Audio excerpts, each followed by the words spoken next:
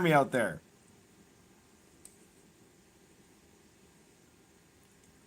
Let me know if you can hear me.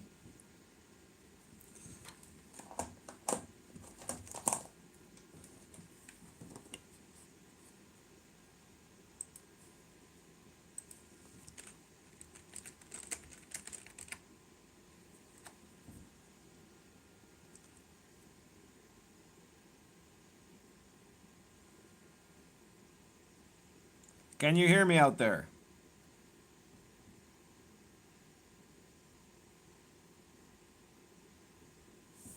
There's no sound. It's not working.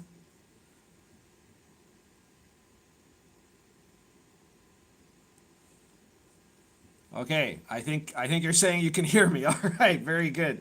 So, this is the RPG Pundit, the final boss in Internet Shitlords, starting on time, more or less.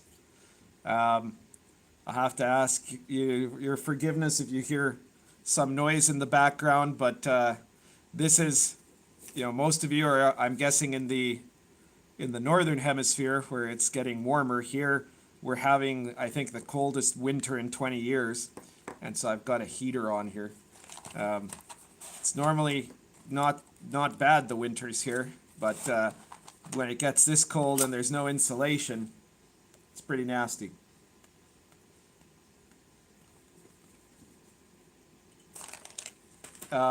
Mercurial Musings, the meatball is currently hiding under a blanket on my lap because she's cold too. So that's what's going on here. It's good to see you all. First of all, before we say anything else, thank you to all of you and to all 5,000 people who have subscribed to me. I really do appreciate it. You're not obliged to, you don't have to, nobody's forcing you to, but you do it anyways, so that means you must like the content. And I really appreciate it. I'm really happy that my message has resonated with so many people, and that the work is proceeding, and that's one of the things we're going to talk about today. Both the work I'm doing with my game designing, and also the question of the kind of the fight against Wokism and where we are with that. So before we carry on with the topics, though, a bit of a programming note. This coming Sunday, you should check out Inappropriate Characters. We're going to be having a very special episode. Venger Satanis can't make it, and so it's going to be me and Joe Bittman and the Basic Expert, who will be guest starring, or rather guest hosting, in place of Venger. So don't miss that one, especially if you're a fan of the Basic Expert. If you're not, check out his YouTube channel. Hello to everybody in the chat. I'm really glad to see so many people turning out for this, and I will be trying to answer your questions as we go along tonight. I don't know how long this live stream will be. It will go on until my voice gives out, or until there's no more topics, or until something cuts it off. Probably some technical error cuts it off. Those are the most probable results here. So, I guess the big news that most of you will have heard by now is that my new book is out. It's called Sword and Caravan. It's out from Mad Scribe Games. You can get it right now on Drivethru RPG. It is incidentally currently the last time I checked, yeah, it still is. It's the #1 best-selling OSR in the hottest-selling OSR product in Drivethru RPG right now. So thank you to everyone. It's already, oh, and look at this. I've just updated the page. It is apparently now a copper bestseller. So it's already hit bestseller status, and hopefully will continue to do so. I'm going to see if I can put the link here in the chat. Yeah, there we go. So there's the link for Sword and Caravan for anyone who hasn't seen it yet. I'm also gonna modify that into my description here.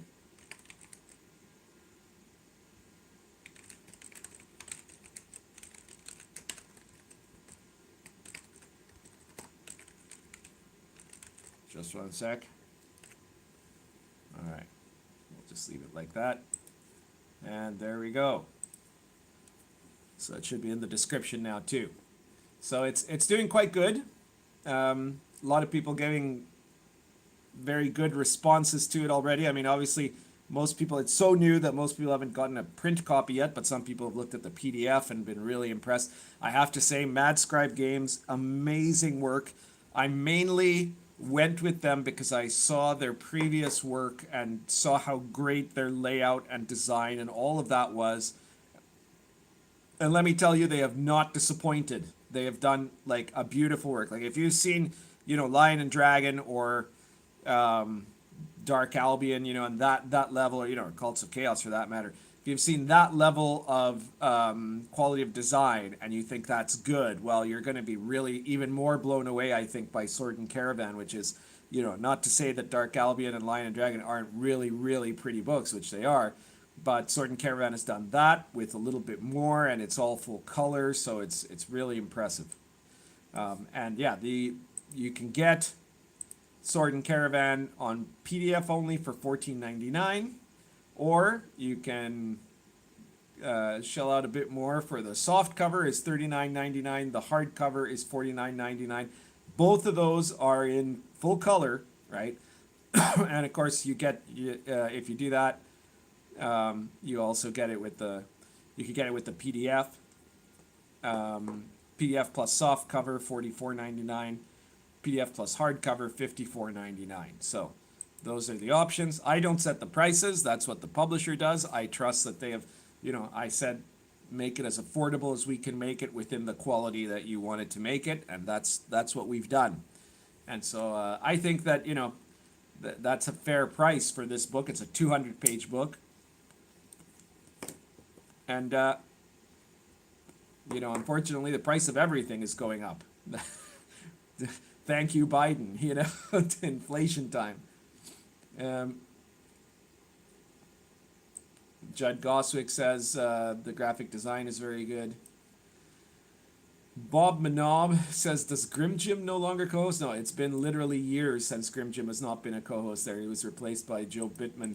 Grimjim left Inappropriate Characters because he became a COVID hysteric and brooked no debate on it, apparently. So there we are. Paulo Frota says, Sword and Caravan preview looks amazing. Thank you very much. Let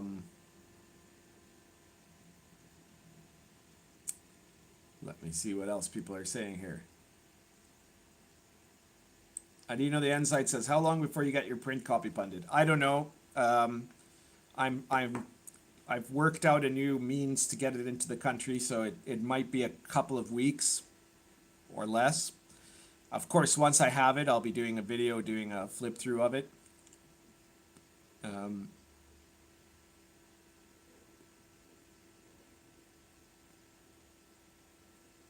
Paulo Frota says, finally you have a publisher that can put out work on the level of Dark Albion and Lion and Dragon, man.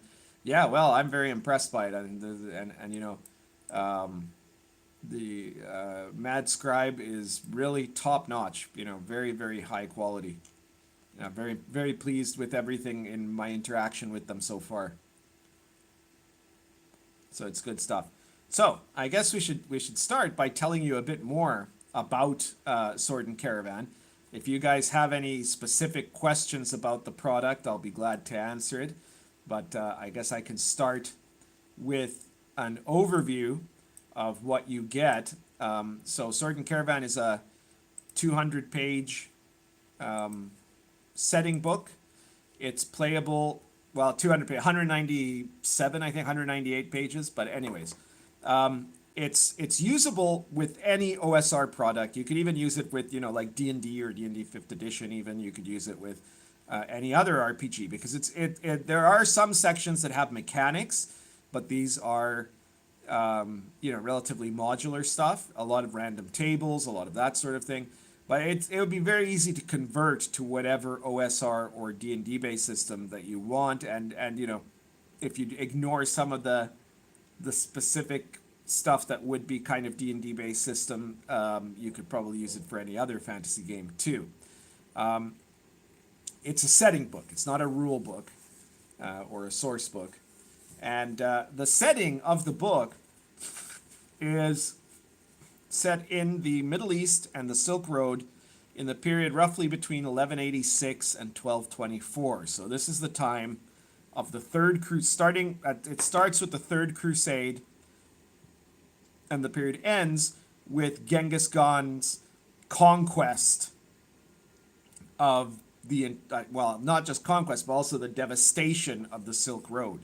And this is a brief period of those 20, 30 years where the very first European Westerners, because of the treaty between Saladin and the Crusaders, or Saladin and Richard III, Richard I in particular, are now have more ability to travel into the territories of the Abbasid Caliphate.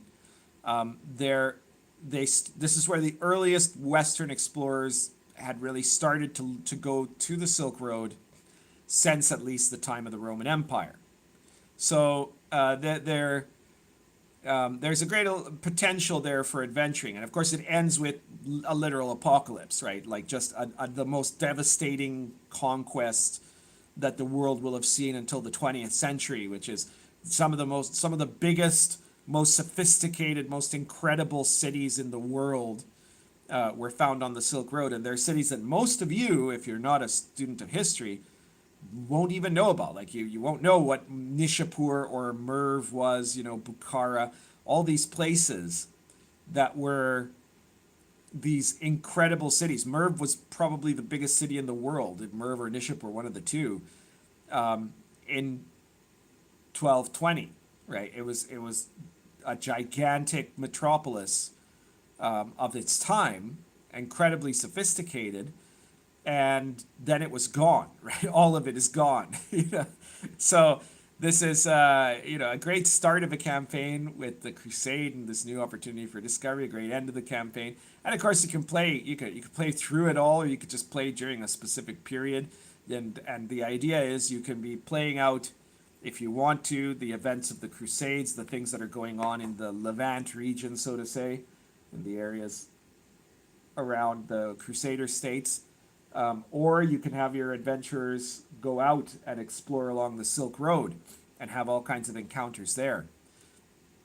And I've incorporated, of course, all kinds of elements from all of these varied local cultures, right? So you have the Arabs and the Kurds and the Turks, and then you have these cultures of the Silk Road, so to say, these very Persian influenced cultures, and then the tribal cultures of the Uyghurs and the Uzbeks and the Tajiks and all these people, and then the Chinese influenced Mongolian cultures, which are like the Karakitan and the Liao, and then the Jurchen, of course, who are ruling the north of China at that time, and then the Song Chinese themselves. And so I've incorporated stuff from the magic there, monsters, myths and legends. I've researched, you get details on every single city, or at least every single major city of the Silk Road, and all kinds of information about each area, and legends and stories, and whatever weird things you can have that you can be kind of incorporated into your into the adventuring of your party. There's lots of random tables. Like I said, we've got these kind of random generators for different situations. If you're in a caravanserai, what kind of random encounters can you have there? If you're entering or leaving a city, when you're out on the road, when you encounter a tribe, when you encounter a merchant group when you're dealing with nobles. There are special mechanics for engaging in trade, for running a business and investing, for owning property, for gaining or losing positions of influence and power. One of the things about the Silk Road area at this time was that it was incredibly volatile, and a lot of, just before the Mongol invasions, one of the reasons the Mongols wiped the floor with these guys is that they had been spending the last 30 years fighting amongst themselves.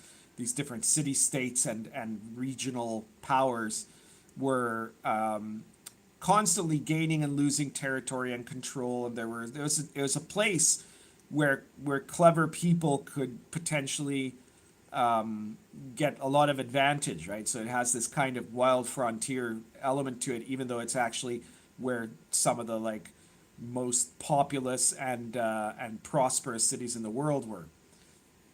So it makes for a really fascinating adventuring area, so to say. Let me just take a look here, catch up on the comments. Dark Knight of Hibernia says, "Is Richard the Lionheart statted out?" No, I didn't stat out Richard Lionheart. I could have, I guess, but he's definitely a very high-level warrior. That was his deal. That was what he did. He's kind of in some ways, the archetype of the warrior's warrior, right?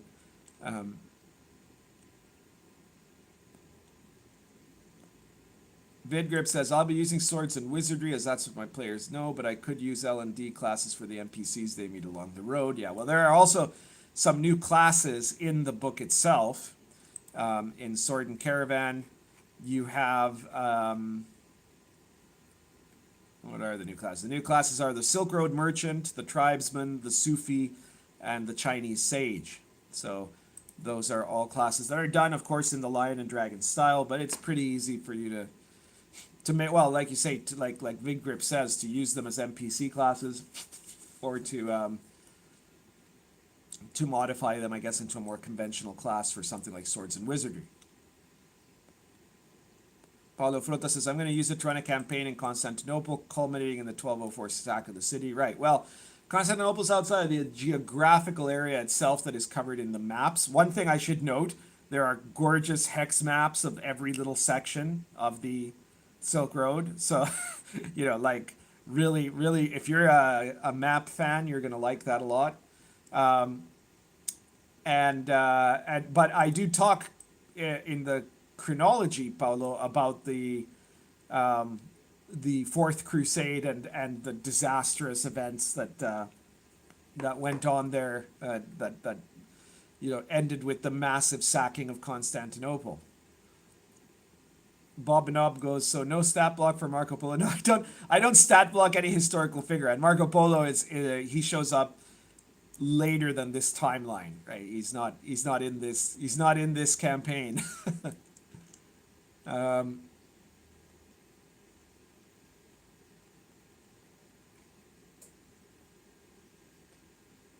Dark Knight of Hibernia says, "Swords and Wizardry is about 300 years before the implied setting of Lion and Dragon, but that could still work." Well, here's the thing, Dark Knight. This book, Sword and Caravan, is set in the 1190s instead of the 1450s. So it is about 300 years before the implied setting of Lion and Dragon 2. And what I've done is obviously modified the... there's a whole equipment section which has the appropriate arms and armor, both native and Westerner, for the period. So that's kind of covered in there. You don't have that. Other than that, there's not that much that needs to be changed in terms of mechanics.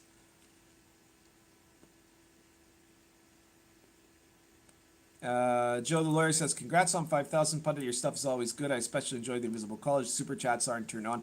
No, you know what? Unfortunately, in this country where I am, they, for whatever reason, super chats are not allowed. I guess it's because of some kind of a issue that they're worried.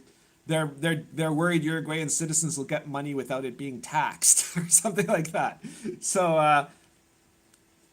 So there you go. I can't do super chats, but if you want to support me, in lieu of getting a super chat, buy one of my products, even if it's just one of my RPG Pundit Presents issues. I've got 106 of them. There should be a link in the description of the product there. Yeah, you can check out. It says check out the RPG Pundit Presents PDF series. You are bound to find a topic in those 106 issues that you could use if you're an OSR gamer. You are bound to find something. And any one of those PDFs costs anywhere between 99 cents and $4.99. And so it's like you're buying me, it's like you're doing a couple of dollars a super chat, right? And but in exchange, you're also getting a product for yourself. So do check it out. Bobby Morris says, Merv, how do you spell that? Well, I guess that explains everything, right?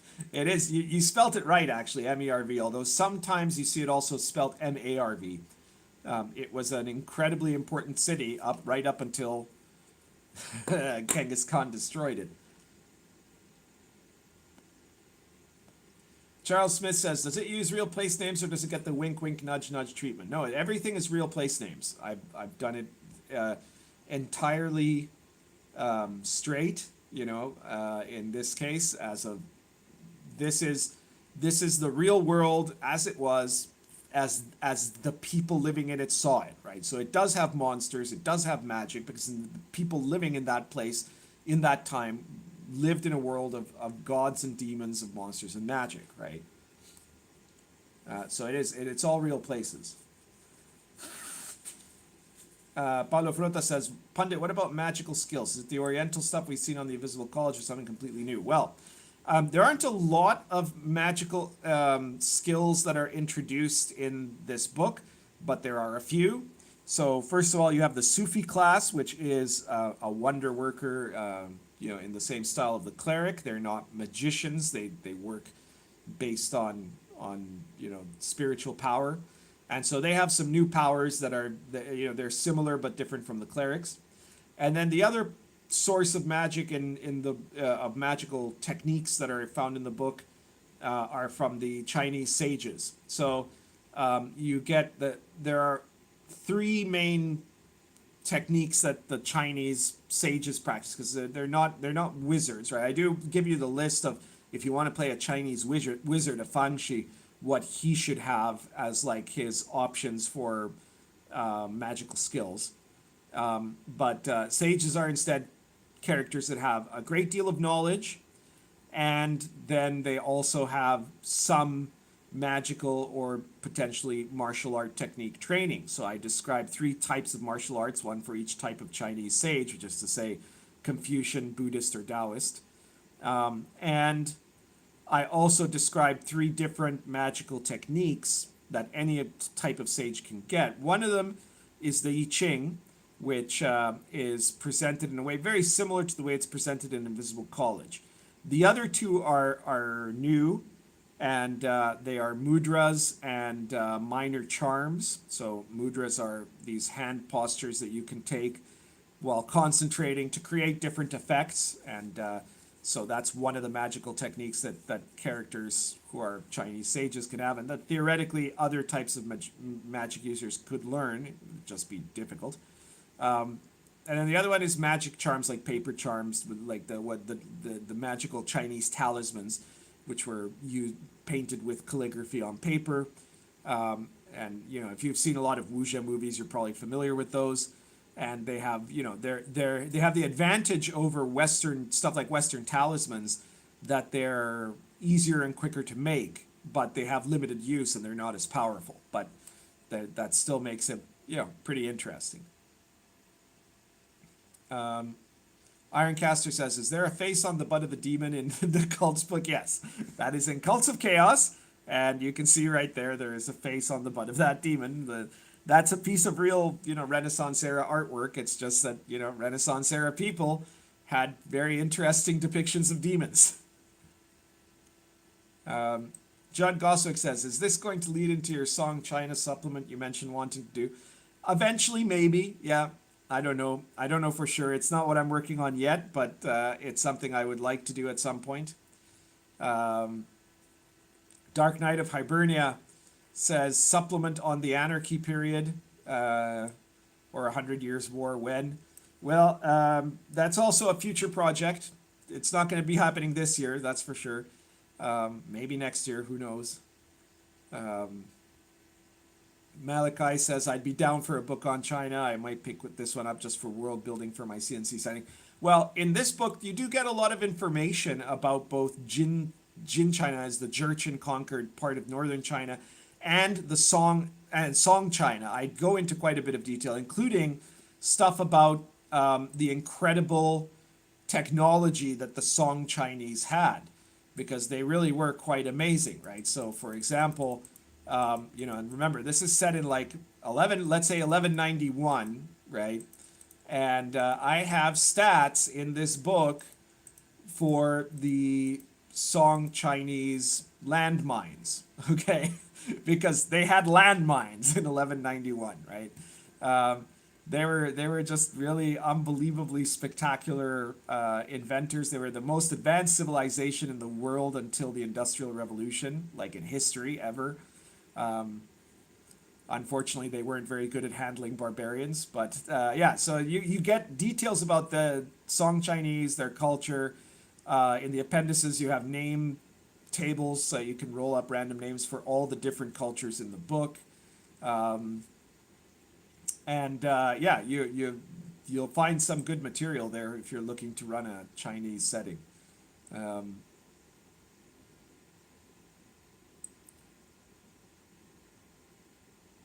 Dark Knight of Hibernia says, Richard, 15th level fighter Paladin. Yeah, well, yeah. I don't know so much about Paladin. You know, Richard the Lionheart, I know that he's presented as practically a Catholic saint or something, but it seems pretty clear to me that Richard Lionheart went to fight in the Crusades because of, first of all, he just really liked going to fight places, and second, for a whole bunch of political reasons. I'm sure he was devout. Of course, everybody was devout back then. I'm sure that he had a sincere sort of confidence that this was a great and holy thing for him to do. But I don't think he was somebody who was all consumed by religious devotion above all other things. That's not Richard the Lionheart, right? That's not the guy that ran a revolt against his dad, It's not the guy that, did all kinds of screwed up things over the course of his life, So I'm not sure I'd call him a paladin. He's definitely a warrior's warrior. Character designer episode says, congratulations on 5K Pundit. Also, new book looks absolutely gorgeous. Thank you. Dark Knight of Hibernia says Genghis Khan did everything wrong. Malachi Mercurius Musings says Sword and Caravan is number 7 on DTRPG's best-selling list. Nice. Is it? I hadn't looked at that. Oh yeah. Hey, there it is, number 7. It's doing very, very well. So please, if you want to help me out, also, I know we don't have super chats, right? Like I said, you can pick up a RPG Pundit Presents book or one of my actual books. That's always a great way to give me some money and get something for you. But another way you can help me out is share details about Sword and Caravan. Spread it around, right? Make sure that people see it. Give me some helpful advertising in your social media. I really appreciate anyone who does that. Jack Fard says, am I statted out? Well, you could be. I don't know.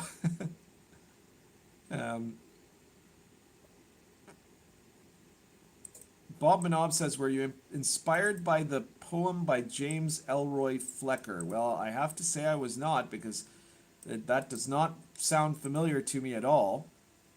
I couldn't tell you what it was. Yeah, no, I don't know about that.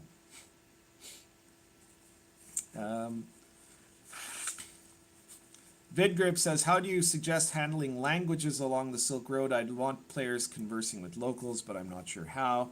Well, I would think that players would have to hire translators, somebody with skills to translate for them. There's a lot of stuff in the book about getting hirelings, guides and translators and caravan drivers and all that sort of thing. So that's the most likely way. Of course, some of the characters might know you know, if you've got someone erudite there, they might know some Greek, and you can play native characters too. You can play characters of the region, I mean to say. So in theory, you could have one character that might be an Arab or a Turkmen or Persian or something like that, and might be able to act as the go-between for the party. Of course, that can have its own funny results depending on how much you trust that character.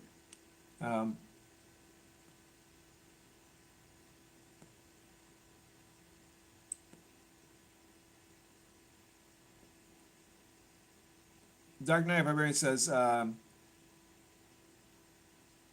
but Pundit, in Sword and Caravan, did you at least give NPCs their class levels like you did in Dark Albion? Dark Knight, I really didn't, because see, the thing is, in Dark Albion, part of the gameplay that I saw for the product was that it was, you know, a Game of Thrones type of thing, you know, or, well, Kingmaker, the war game, you know, where you have these different noble houses. So it was very important. There was going to be a lot of interaction with a lot of NPCs from all these different noble families, and so I wanted to give them stats and information that would reflect there, right? In Sword and Caravan, I haven't really done that because I didn't presume that there would be a lot of like internecine family warfare of very high rank social status characters going on, right? Like, I guess I could have put down that, you know, obviously both Saladin and Richard are high level warriors, and then you got you know, some of these other guys, you know, Togrul and Safadin, Saladin's brother, and well, then the various, you know, most of the various like emperors of the Liao or the Jin or whatever are probably just pretty low level characters, yeah, possibly just level 0 characters, but there are obviously some other characters, you know, Osman, and anyways, there are characters that are mentioned there, but in most cases it's pretty clear what their class would be, and the level is something that can be left up to the DM. I just didn't feel that the campaign orientation was going to be this kind of warring houses sort of thing that would require that you have a good idea of what the power levels of these historical characters was, right? I think that the main type of campaign you're going to see here is going to be much more characters being, you know, gritty characters on the ground, so to say.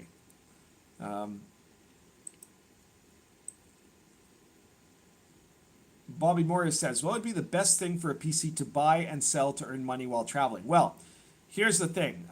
If you're coming from Europe, the number one main thing that the Europeans imported into the Levant was silver. There's very few things that the Eastern people liked from Europe. Europe didn't have much to offer them. So by far the biggest import was silver. Europeans would go there with silver and they'd use that to buy stuff, you know, spices and other things like that. Spices, silk, fancy weapons, all kinds of other stuff, you know, that they would import back with them, right? The second most common imports after silver were, I think, wool and then horses. So those are the only things that Westerners did that you know, people from, say, Damascus thought was good. Now, on the Silk Road, I expressed that in the book how there are different regions that have different specific goods that are of certain value, right? And also that prices will vary along the Silk Road among goods and services. So a player character that develops, you know, an understanding of some of this, or gets, you know, has a merchant skill or something like that, will be able to figure out that in certain places you can get certain products cheaply and then sell them at the next city or sell them later on, right? So you could be going along doing a kind of like rogue trader campaign, you know, even if it's only of small levels of goods, to help support yourself as you travel, you know. Now, if you make bigger stuff, then you might need to have like a caravan or something like that. And, you know, there you've got a lot of material there about, you know, the different issues involved in that too.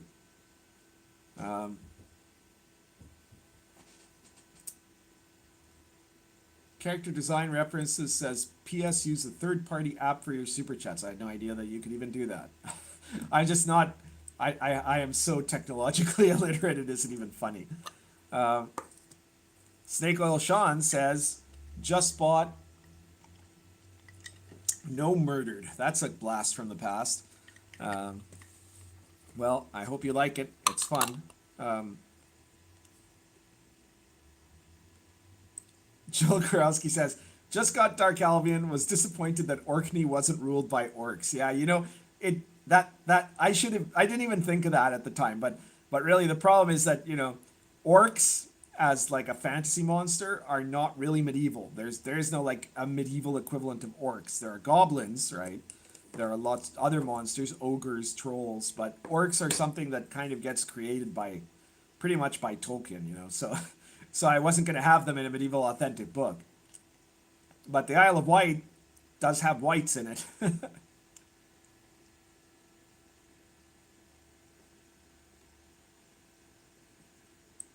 Bob and Ob says, is there Taoist talismanic sorcery? Well, there's the regular the Taoist charms, right, which are based on making sigils and you painting them on paper, which is the basic form of talismanic sorcery. Now you could expand that using the rules from astrological talismans to make more powerful Taoist talismans. I think that there's space there where you can, you know, if you're a little bit creative, you'll be able to incorporate that into your game. Nerga says, is there info to help with trading goods between areas? Yes. Starting up your own trade company? Yes. You're basically, there's rules there. Now, what there isn't is like rules like micromanaging trade, right? Like you don't have, I don't have a like detailed system of going around working out the logistics of all of your, you know, camels or something like that, right? But I do have stuff for if you want to like abstract it of saying, well, you know, my character's investing this amount of money to get a merchant business going or some other type of business going, and this is how we'll manage how it does, right? Now you can also, of course, role play the character going around with his caravan or in someone else's caravan or whatever. All of that is pretty much in there. Commandant says, why does the RPG community crap on Clownfish TV so much? I don't crap on them. I quite like Clownfish TV. I wish they'd say hello to me. You know, that would be great. I could use that. I think if Clownfish gave me a shout out, I'd probably be doing the 10,000 live stream pretty quickly. But I don't know. I don't know who doesn't like them. You know, I've never heard of that. Joe the Lawyer says, I know it's based on history, but how generic is it? Can I use it for a standard D&D game? How does it compare to the Expeditious Retreat press book? Well, I've never looked at the Expeditious Retreat press book, so I couldn't answer you that question, Joe. In terms of how generic is it, I mean, it is a historical source book full of like fantasy elements. There's monsters, there's magic, right, and all of that. Now, could you make it generic? Yeah, I mean, you just change the names of the places if you want. And in a lot of cases, you might not even have to do that because, like, how many people in a typical American gaming group will be able to tell you what, you know, will recognize the name of a city called Merv or Herat or Amul or Baikand, you know, like, so I don't think you'd have to do a lot to like say, no, this is like happening on some other world, you know, or it's, you know, I don't know, happening on the road between Karatur and what the hell is the name of the Arabian Adventures place in Al-Qadim, yeah, between Karatur and Al-Qadim or something like that, you know, if you're running it in the realms or something. Yeah, you could certainly use it in a standard D&D game. Like there isn't a lot that demands a change in the rules. I mean, it'd be just like any other kind of special setting book, right? Like there's certain things, right? Like the tech level there is such that people don't have plate mail, you know, there are, you know, the book talks about the dominant religions of the area, right? Like Christianity, Islam, Judaism, Taoism, and Buddhism and Confucianism, and so you'd have to like maybe change the names of those, right? But yeah, you could definitely run it as a generic fantasy setting. Um,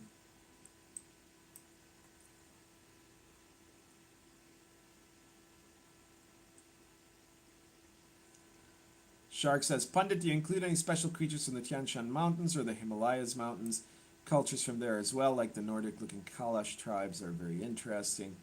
I do include some of that stuff. Yeah, there's stuff there about there's a part where the Silk Road links to Afghanistan and to Tibet, and so there are certain monsters that come out of Tibetan and very northern Hindu mythology. So I've got that stuff in there too. I don't specifically have anything on the Himalayan tribes as such, but yeah, I have monsters and stuff from there.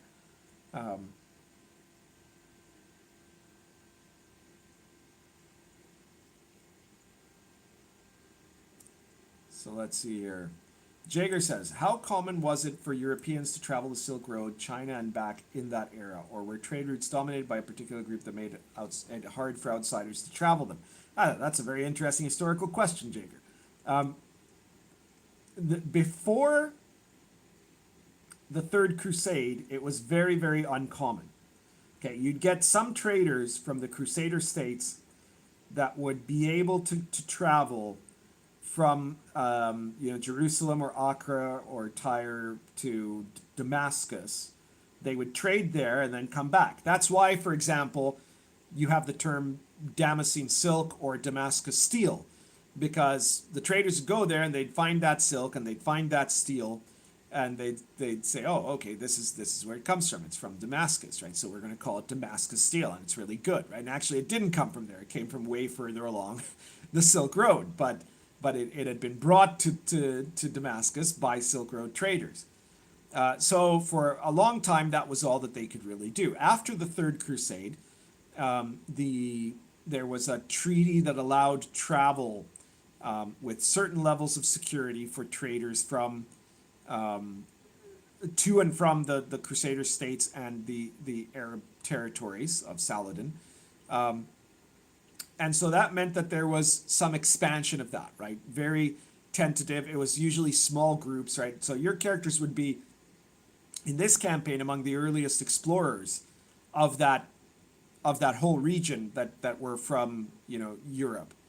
And then that lasted until the Mongol invasion, at which point all of that, everything about that just kind of shuts down, and it would be many decades beyond that, which is when you start getting into the time of Marco Polo, that travel starts to really recommence. So it's not a very common thing in the era, but it's something that was just, having its beginning at that time.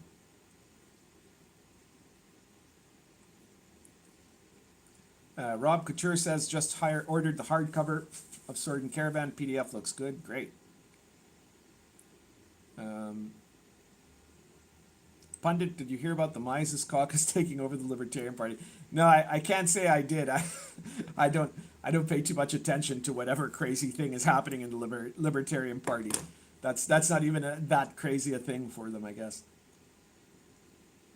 Shark says, Pundit, in your new book, do you make use of some material from Arrows of Indra, or additional influences inspired and material inspired by India? Well, India's not right on the Silk Road, but I do use some things out of Arrows of Indra. I use the Indian names table, for example, in the appendices. I bring over a couple of monsters that were in Arrows of Indra, but that were also common monsters, let's say, to some parts of the Silk Road. Yeah, that's more or less the two main things that I import from there. I mean, I think there might be a few other snippets here and there that I put in.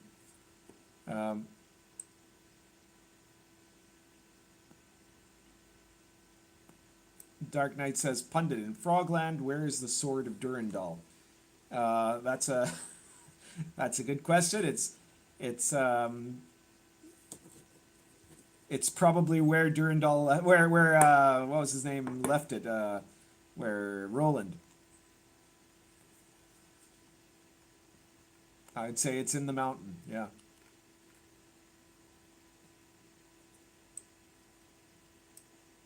Oh, you need more specifics. Well, I'd have to look up I mean, look it up. I mean, it's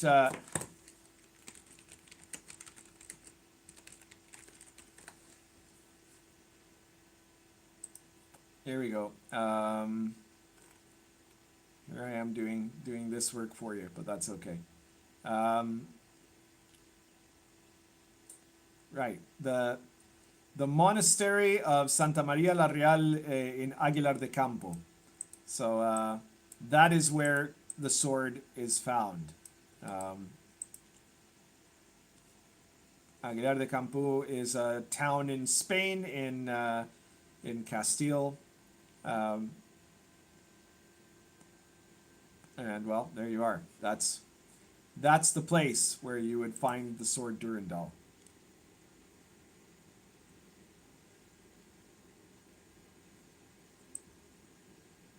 Dark Knight of Hibernia says, is El Cid king of Jerusalem? And so Caravan? No, no, he isn't. He never was. So I don't know where the heck is that, some Spanish thing, or are you doing some kind of, have you activated Spaniard? Is that what's happened here?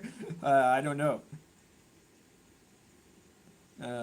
Bob Manob says, The Golden Journey to Samarkand by James Elroy Flecker deals with caravans and the Silk Road. Let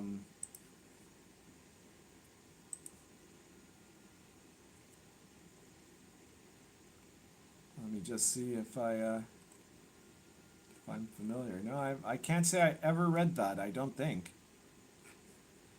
It must have skipped my attention. I'm sorry, Bob. Dark Knight of Hibernia says, Magisters will be useful in Sword and Caravan for their language lore. Yes, exactly. That's, you want a Magister or somebody else who has a gift for languages. Judd Goswick says, The Talisman by Walter Scott is set in the Third Crusade. That's right. Yeah, that's one I recognize. Yes.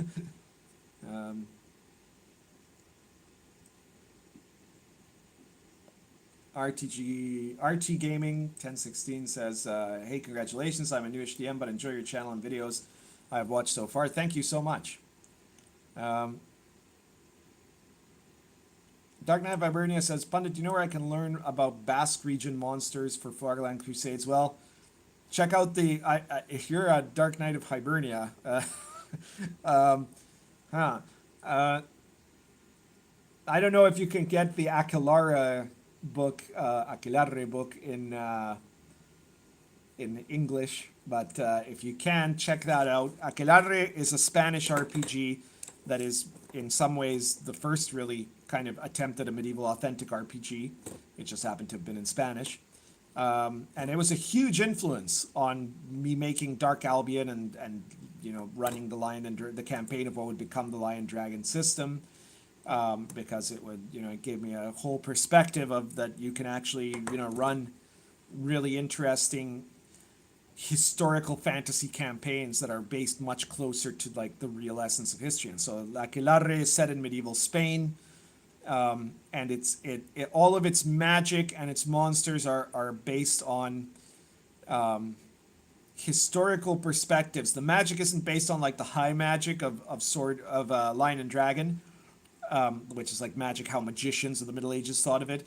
It's based on like popular ideas of how magic was in like folk tales and witch trials and things like that. So it's a bit different in that sense, but it's a very good product. And the monster section or manual or whatever has tons of monsters that are specifically from Iberian mythology, right? Like totally.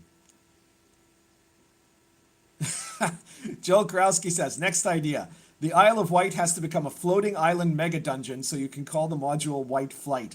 Well, Joel, my recommendation to you is immediately cut and paste that into an email to Jim Raggy, and he will instantly give you a contract to make that book. So you're just you've got a license to print money with that, because you know that that's the only reason he he said the other one. I just wanted a book called, you know, what it was called. So you can, if you can get in touch with Raggy before someone else does with that title, you've got it. It's yours, I'm pretty sure. RT Gaming says, Pundit, do you have any neat drow items? Well, I don't really do anything with the drow in any of my games, so I'm afraid not specifically drow stuff. I'm sorry. I do have a lot of cool elvish stuff in Dark Albion, some of which you could certainly make apply to the drow, you know. Ditto within Cults of Chaos, the whole section on elves has some details about, you know, elven stuff. Yeah, Dark Albion elves, just like Dark Knight here says, Dark Albion elves, Lion and Dragon elves are way scarier than drow. Way scarier.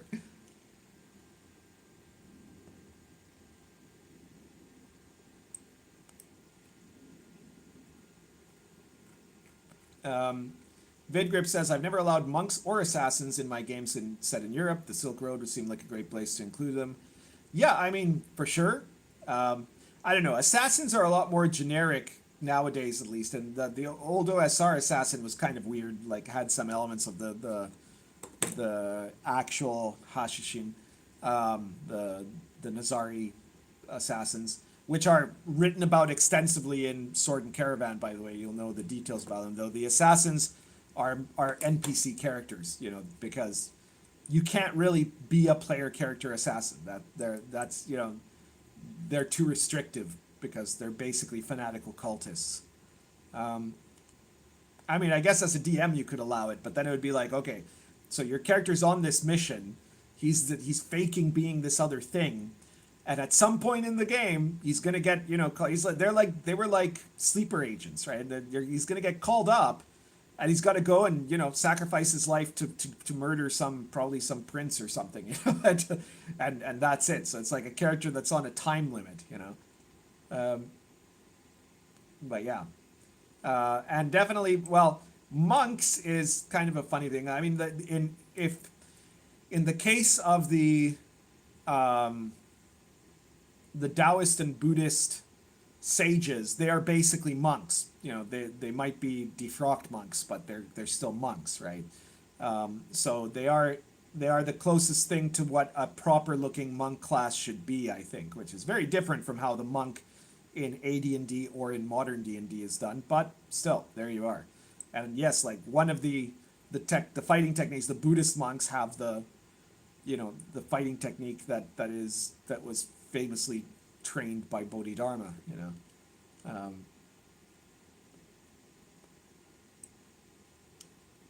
Whereas Confucians have Bagua training.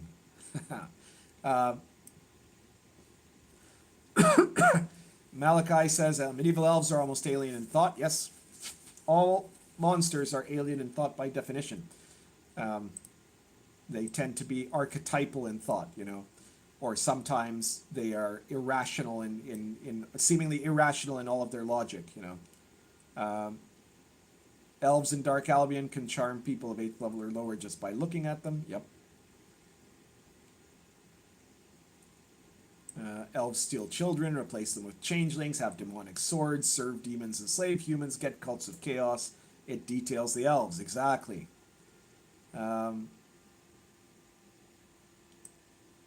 Pedro Garcia says, Pundit, did you hear that the left-wing frontrunner for Colombia has import tariffs on food on his official platform? I hadn't heard that, Pedro. That's very interesting. I was aware that the Colombian election is going on, but I really hadn't paid almost any attention to it at this time.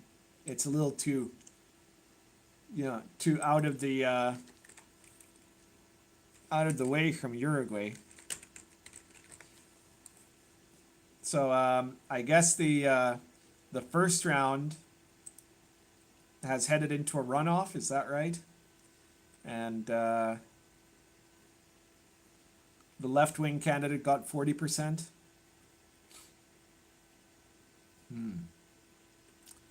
Well, if Colombia is insane enough to go, you know, the Bolivarian socialist route. After seeing what it's done to their neighbors, I guess they'll deserve whatever they get, but I hope they don't. I really hope they have some kind of sanity. I mean, sanity is in low supply around here, to be honest, because you look at, Argentina sank itself with Kirchnerista, Chavista socialism, and then it decided to do it again, just because, right? And in Chile, they had this super prosperous economy, and then they looked over at Argentina and said, we should be like them, and they elected a guy that's a hardcore communist. Only Uruguay has maintained its sanity. We've actually gone the other way. In Uruguay, even our socialists are much less crazy than anywhere else in the continent, right? But now we've actually, for the first time in 15 years, elected a conservative, and he was one hell of a conservative. He's fantastic. I just love this guy. I had no confidence in him at the time because he's like the son of another president. He didn't seem like anything exciting, right? Like, he didn't look like he was going to be anything other than just kind of a placeholder that was there because he thought he deserved it by inheritance or something. But boy, was I wrong. And the thing that made him, it forged him in fire, was actually the pandemic, because he looked at this, he said, I'm a libertarian. I'm not going to do this. I'm not going to lock down my country. I'm not going to force people to be trapped in their homes. I'm not going to establish martial law. I'm not going to force anybody to be vaccinated. I'm not going to do any of these things. I'm going to do what I call responsible liberty, right? Encourage people to do what we think is the right thing, but we're not going to make anyone do anything, and that was his policy, and it was radical and remarkable, and it served Uruguay amazingly. So happy about that.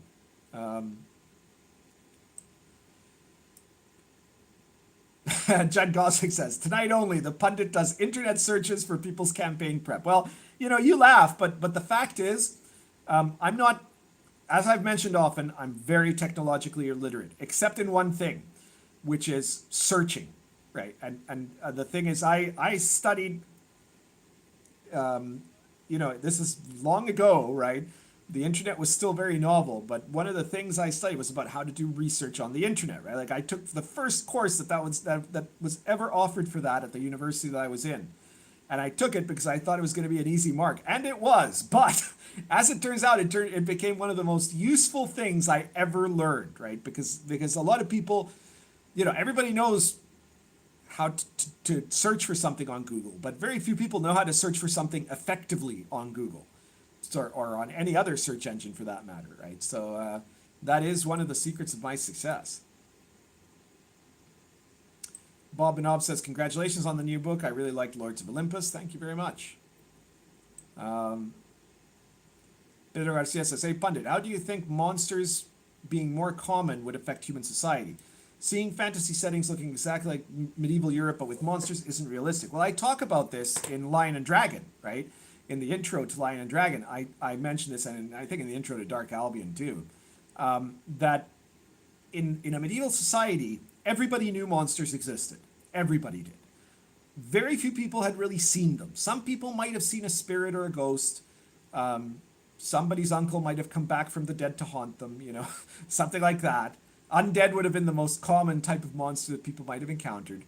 Some people might have been hunting in the woods and they'd seen some kind of great boar, giant bear, or something like that, But then they also knew that out there in the hinterlands, right? The thing is, monsters represented chaos.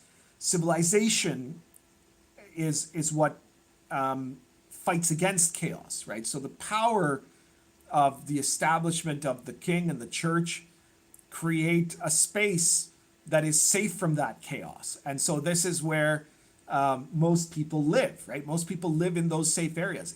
Monsters start showing up if you travel to the far edges of that civilization, to the borderlands, to the mountains and the forests and the dark places, right?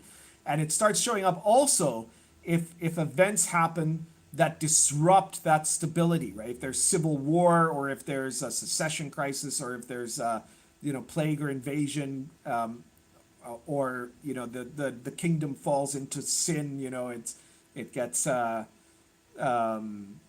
interdicted by the church or something like that, and then suddenly, you know, things are getting out of control, and that's when the monsters start to appear, right?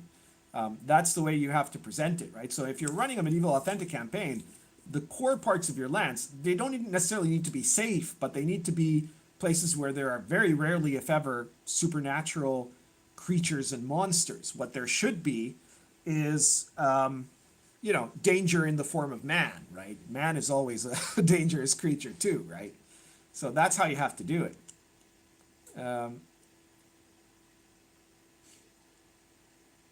So let me see here.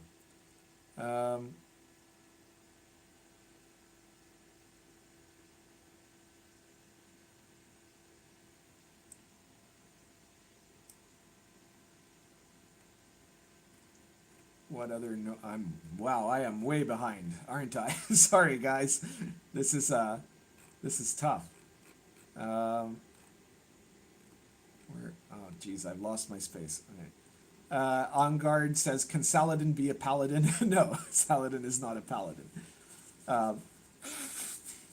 Saladin is a warrior who also has some skills in theology from his early background role. Yeah. And a super high charisma and intelligence.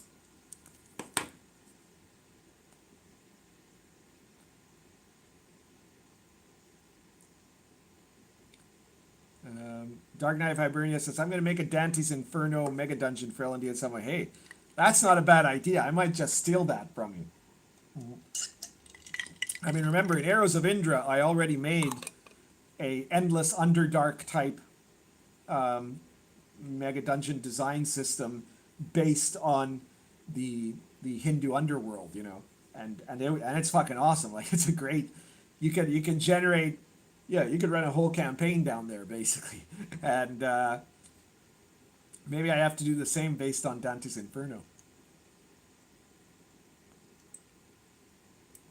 Pedro Garcia says, what general advice would you give on how to make monsters more scary? Well, first of all, the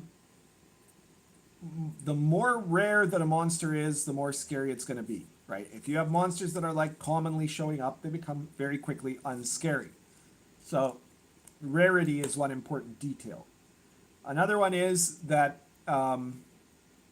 predictability is a problem, right? Like if you're, obviously some monsters have to be predictable, right? If you've got like, you know, a giant boar, it has to act like a boar, right? If that's all it is, right? That's fine, right? But what monsters should be is they should be tied to these mythic and legendary elements, so that they have to be, you know, these creatures that represent something.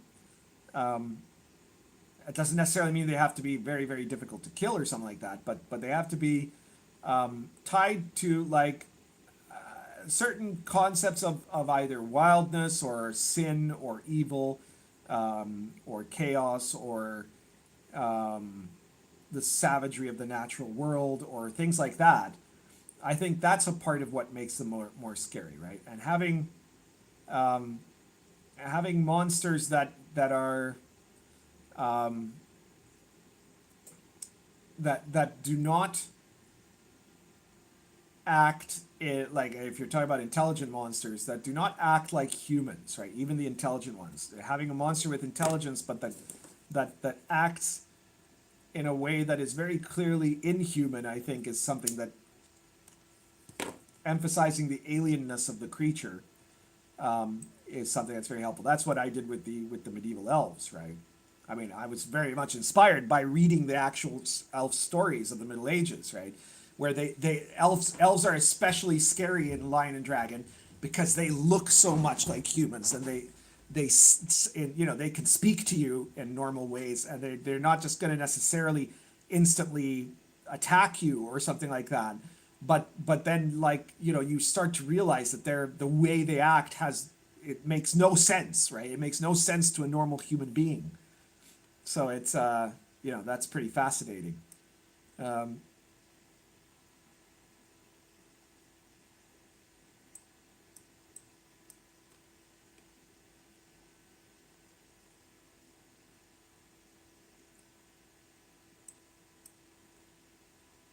Malachi McCreary Musing is talking about Kenobi.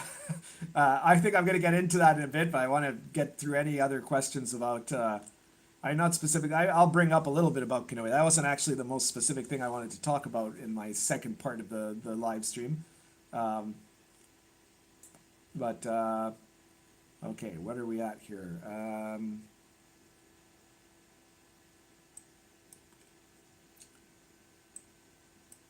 A lot of conversation about Kenobi. Greasy Smith says, I got to pick up Sword and Caravan. Wanted to do a game set in the Crusades forever. Well, pick it up. I'd be very grateful if you did.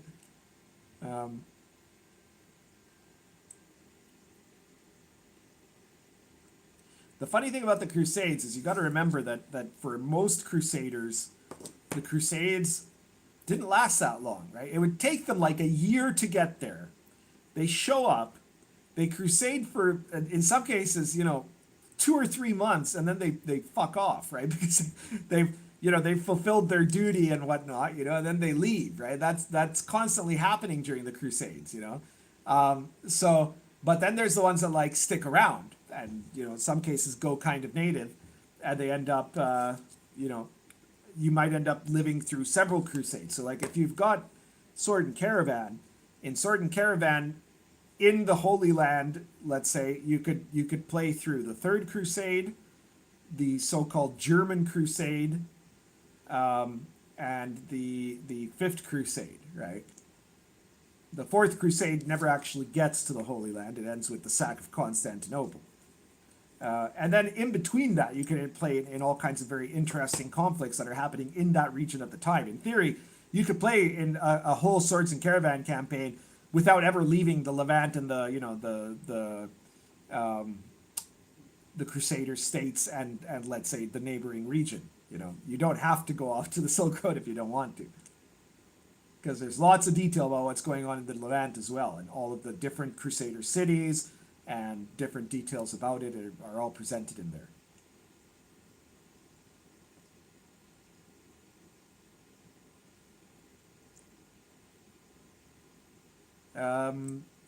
Character design reference says Dark Albion, Sword and Caravan, Arrows of Indra. Can we have one of your future Orseller periodicals dedicated to connecting your books quickly? We need to officially start the Pundit verse. Well, Sword and Caravan and Arrows of Indra, geographically, they're neighbors, right? You can very easily go from the Silk Road into India, into northern India. The only problem is those two books, in terms of timeline, are separated by thousands of years. So, unless you had like some kind of a weird time effect happening, or I mean, if you're playing in a more fantastical version of events anyways, I guess you could just switch from medieval authenticity to Indian mythic just because, right? But there is a lot of compatibility there,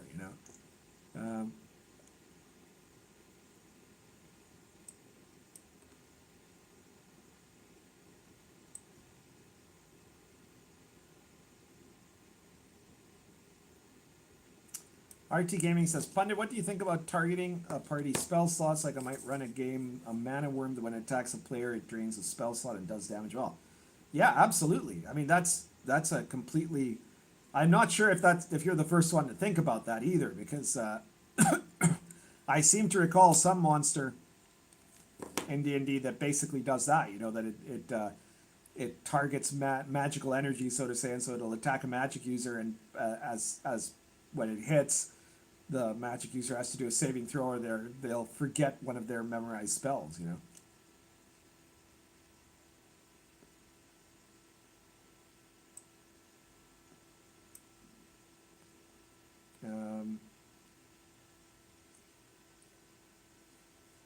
Vidgrip says, what are your thoughts on a party of Chinese characters traveling west to Rome as a campaign? Well, I don't see why not. You could have that. I'm not sure that happened very much during the period that Sword and Caravan is set in, but I mean, certainly back in the old, the classical era of the Silk Road, which was, during the time of the Greeks and the Romans, we had there were Chinese traders that would travel and that brought Chinese ideas over to the Middle East and even as far as Greece,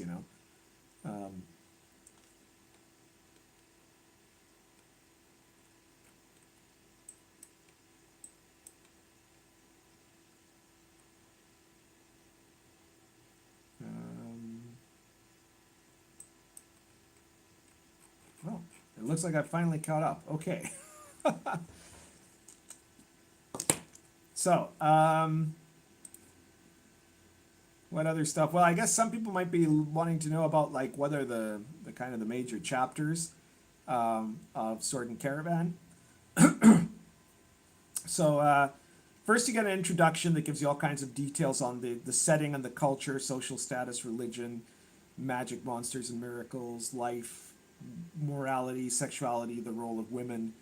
Then you get a setting overview where I cover each of the different sections of the setting by, let's say, political entity, right? So you get the Crusader states, the Kingdom of Saladin, the Seljuk Turks, the Khwarezmian Shahs of Bukhara, the Gurids, the Liao, the Jia, the Jin, the Song, and the Mongols. And then you get a gazetteer of the Silk Road. And this is like step by step, city by city, the entire Silk Road, lots of hex maps, details on each area, details on connecting routes that go to other places outside the Silk Road from each town or city.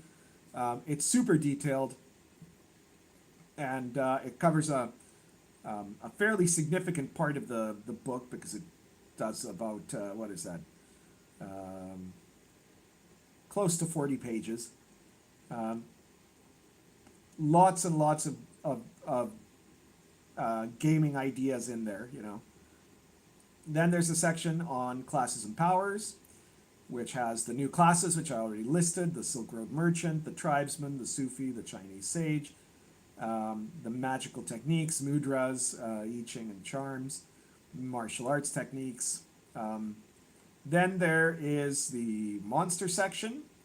The monster section is it's 25 pages long, has a good list of a number of different monsters, which are all, you know, they're based on different cultures. You know, besides a couple of animal entries for animals that weren't in Lion and Dragon, there are entries for all kinds of influences from the Persian, from the nomad culture myths, the Turks, the Indians, Tibetans, and Chinese. You get some really weird creatures in there that I'm sure that you're going to find very interesting. There are also variations of some of the more typical types of creatures you could imagine. So, you know, you got your giant serpents and giant scorpions and stuff like that.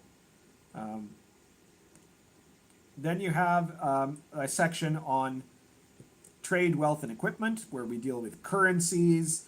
You know, there's a whole different system of coinage there.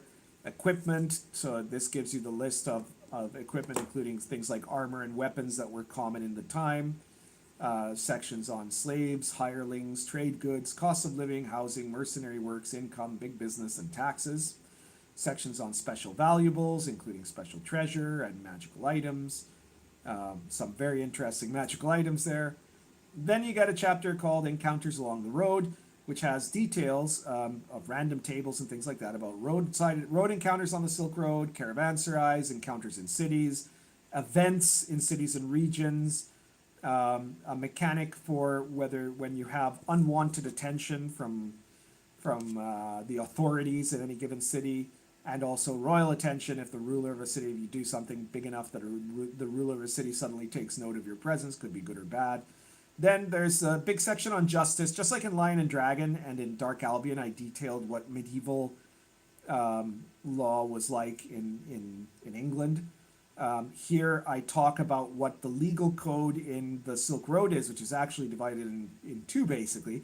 All of the western part of the Silk Road ran on Islamic law, and the eastern part ran on the Chinese law codes.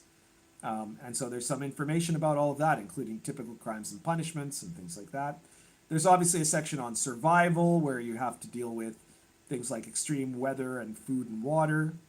Then you have a chronology of the Silk Road, dating from, again, the 1180s until the 1220s. Tables for names on the Silk Roads. And then the last appendix is random encounters and adventure seeds, where I cover a number of different themes. So random aristocrats, random caravanserais, random mercenaries, random merchant houses, random pleasure houses, random ruins, scholars and sages, Sufis, tribesmen, and random villages that you can find along the way, with tables to allow you to quickly generate activity there, whether it's adventure seeds or encounters or rumors or things like that. And yeah, that's basically the book. Let me see what you've written since I started my description.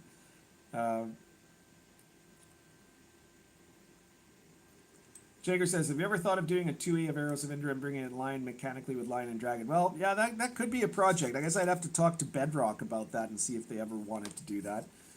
It is something I could do. I might like to do. It'd be an improvement, I think. Thing is, I don't know. It would depend on what the publisher wanted and if they were interested in that.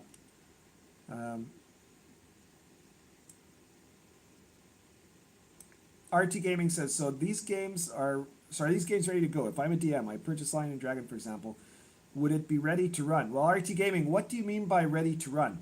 Lion and Dragon is a complete RPG, right? So you don't need any other book, just Lion and Dragon. If you have Lion and Dragon, you can play Lion and Dragon. If that's what you mean by ready to run, yes. Now, there's tons of stuff you could get for it, like, Cults of Chaos is a source book for Lion and Dragon.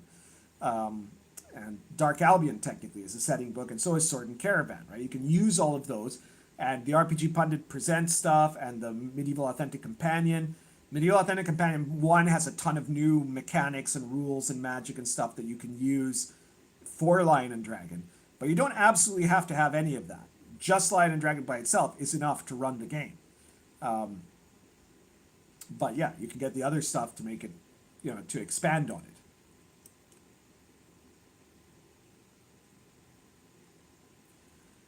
McNorth says, is there anything not in Sword and Caravan that you wanted to put in but just couldn't due to space, or maybe just wasn't fully realized when it was the time to print and is ready now? Well, yes, actually, sort of. I had at one point thought of doing some optional rules that expanded the entire reaction rule mechanic for doing social interactions. And I thought at first of putting that into Sword and Caravan itself. But I realized that that was adding a lot of material, because it was going to have to be fairly long. It might be another, I don't know, 15 or 20 pages, right? That not everybody was going to use. So I decided to leave that out. But that is going to come out as a supplement, also to be done by Mad Scribe Games. And the interesting thing is then it'll be good, because that same set of rules could be used in any OSR game, right? Like, so if you find that interesting, you can use it not just in the Sword and Caravan setting, but you'll really be able to use it in any of your campaigns. It's a way of expanding the reaction mechanic to deal with different types of specific specialized social interactions as a tool for the DM, basically.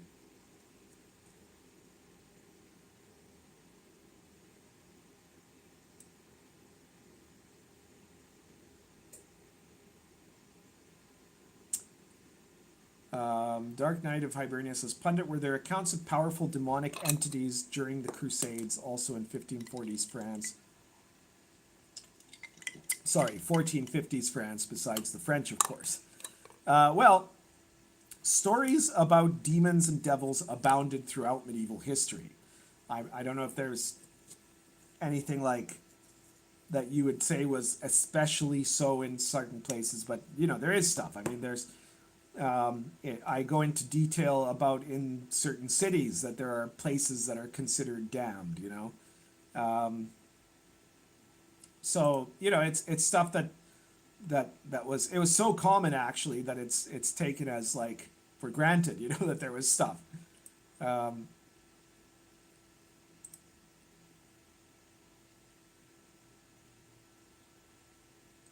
Let me see what else we've got here.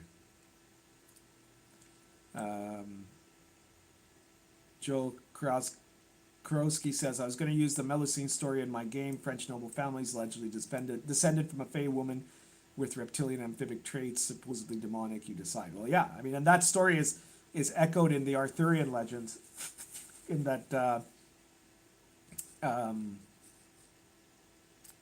what's her name? Queen Igraine is supposed to be of that line of descent of like a of some kind of a sea spirit. So yeah, that's a very common thing actually.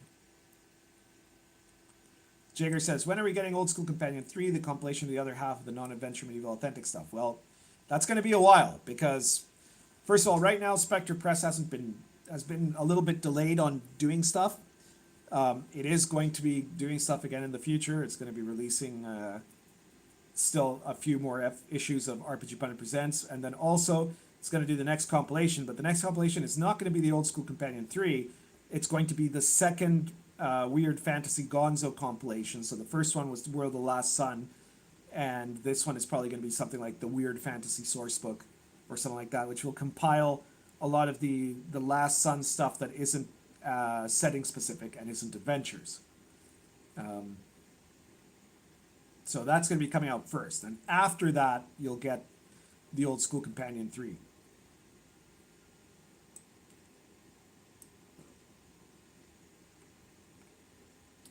Royster's Place says, what's the best way to document a campaign idea from start to finish? I see plenty of videos on YouTube telling you how to come up with ideas, but writing them down to publish seems like herding cats. Well, writing them down to publish would mean the cat you're talking about is your own brain, I guess. Is that right? Writing is a technical skill, right? I mean, there's all kinds of important parts of it that are inspiration and, you know, your talent and how good you are with vocabulary and stuff like that. But the biggest part of writing is being able to organize your thoughts into a coherent order and having the discipline to put stuff out, right? And to just write, you know, the successful writers are the people that are writing a little bit every day, even if it's just a small bit, you know. And I think that that's the very first thing you have to develop is that personal discipline. Character design reference says, Pundit, Elon Musk buys Hasbro, makes you CEO of Wizards of the Coast. What's your first move? My first move is to fire absolutely everyone currently working for Wizards of the Coast. And then hopefully getting people in as replacements very quickly. But yeah, definitely. I would certainly all the people in charge would be gone just immediately. Dark Knight says, when will the Mad Scribe supplement come out, or do you not know? I don't know yet. No, I haven't even given them the finished manuscript yet, so it's going to be a while. It's going to be maybe a few months, maybe. It's not a big product, so they should be able to get it out relatively quickly, but I can't say when. Yeah.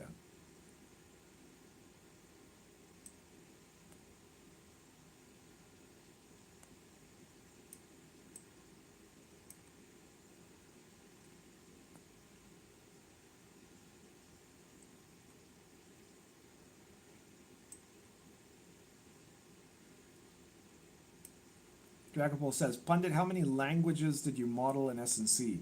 I'm not sure what you mean by languages that I modeled, but I mean, keep in mind that there were a couple of kind of lingua francas in the Silk Road, right?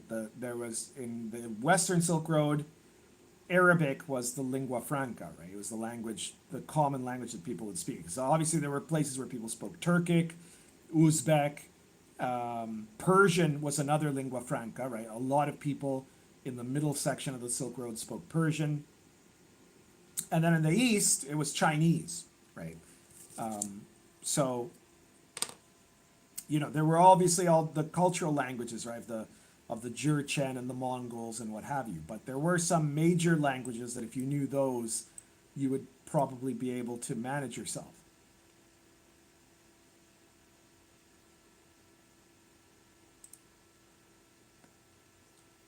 Dark Knight of Hibernia says, the more I read about the Rose Wars, the more Elizabeth Woodville is like Cersei Lannister, spiteful, vindictive, cruel, manipulative, and usurping, and a total bitch. Well, there's elements of that to Elizabeth Woodville, without a doubt, you know.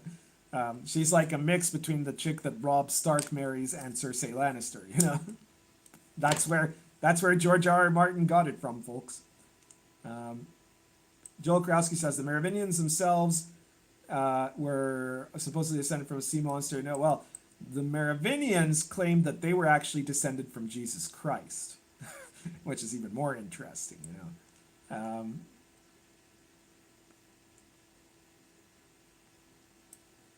Dark Knight says Mike Merles won't survive the pundit purge. Well, I don't know. I don't know about that. Mike Merles is still working for Wizard. He's not working on D&D, but Mike Merles is you know, his crime is cowardice, but it's understandable because if he hadn't been as cowardly as he was, he would have already been fired, right? So this was, you know, he knew that he was in a situation where he couldn't do anything but pretend to go along, you know, and be what he needs to be, you know, in order to keep his job.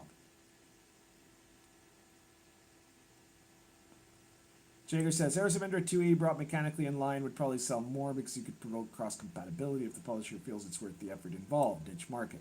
Yeah, well, here's the thing, you know, like, will it sell more? Because second editions almost never sell as much as the first edition did. Now, it might sell more than the book is currently selling, right? Because, I mean, Heroes of Endor is very old now. It's been around for a long time, so it's not making a lot of sales.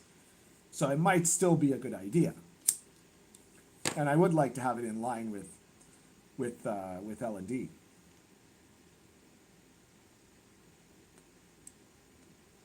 Malachi's Mercurial Musing says Pundit would accidentally kill Magic the Gathering if he fires everyone.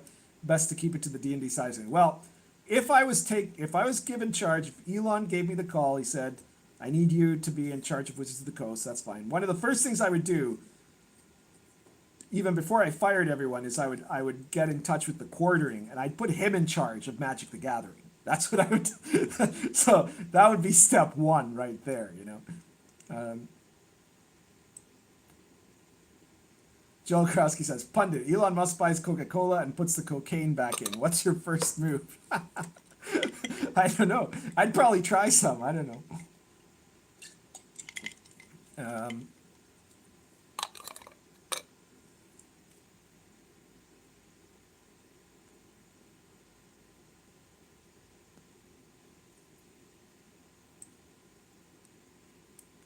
Colonel Kronk says, do you have any live play plan for the future? It'd be nice to see.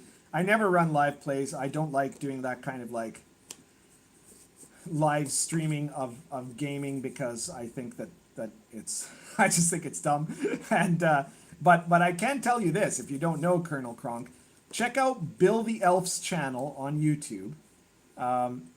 And what you'll find there is Bill the Elf is one of the players of my very, very long-running DCC Last Sun campaign. And his channel consists of audio recordings of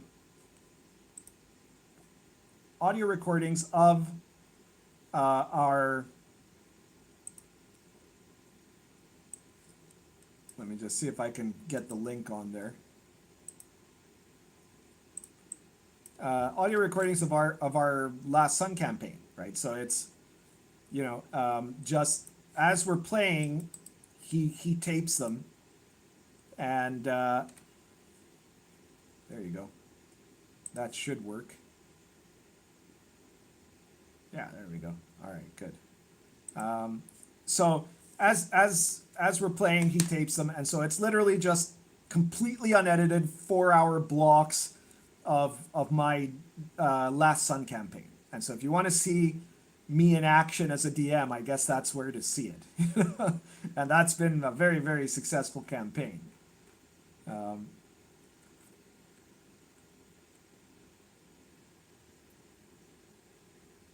me see here.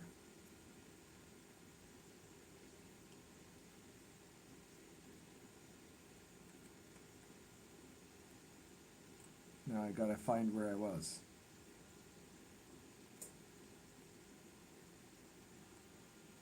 Oh, there we go.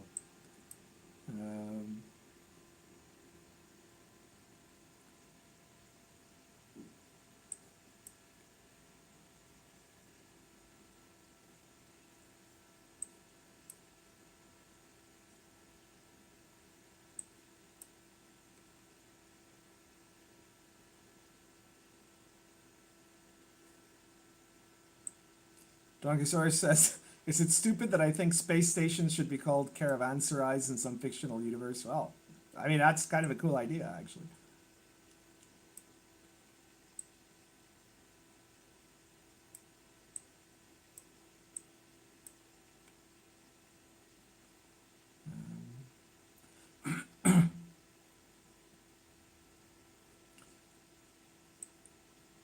Pundit, how would 5e have been different if you were given even more creative control over it? Well, I never had creative control over 5e at all. I was hired to provide consulting advice on how to design the rules and how to structure it and how to present it, on what sort of stuff would make for a successful game and what sort of stuff would work also to appeal to regular gamers who are already playing D&D in the past and might have stopped playing D&D, right? And so those are kind of the emphasis and what would work to appeal to new players, right? And I think a lot of those are the ideas that I had ended up in the book and were a big part of its success, right? I think there are a few things I would have done a little bit differently. I probably would have simplified it even further. And I certainly would have had a higher risk element, so I would have, I think one of the places where I most differed was in the whole situation of the long rest and short rest and recovering hit points like crazy and the multiple death saves before you die. And so like they made it, I think that the game would have been better if that had been an option for like easy mode and the default was actually let's say an average mode, and then you could have a hard mode, right? And so you would have had optional rules to make it more or less lethal. The medium should have been medium lethal, not easy, right?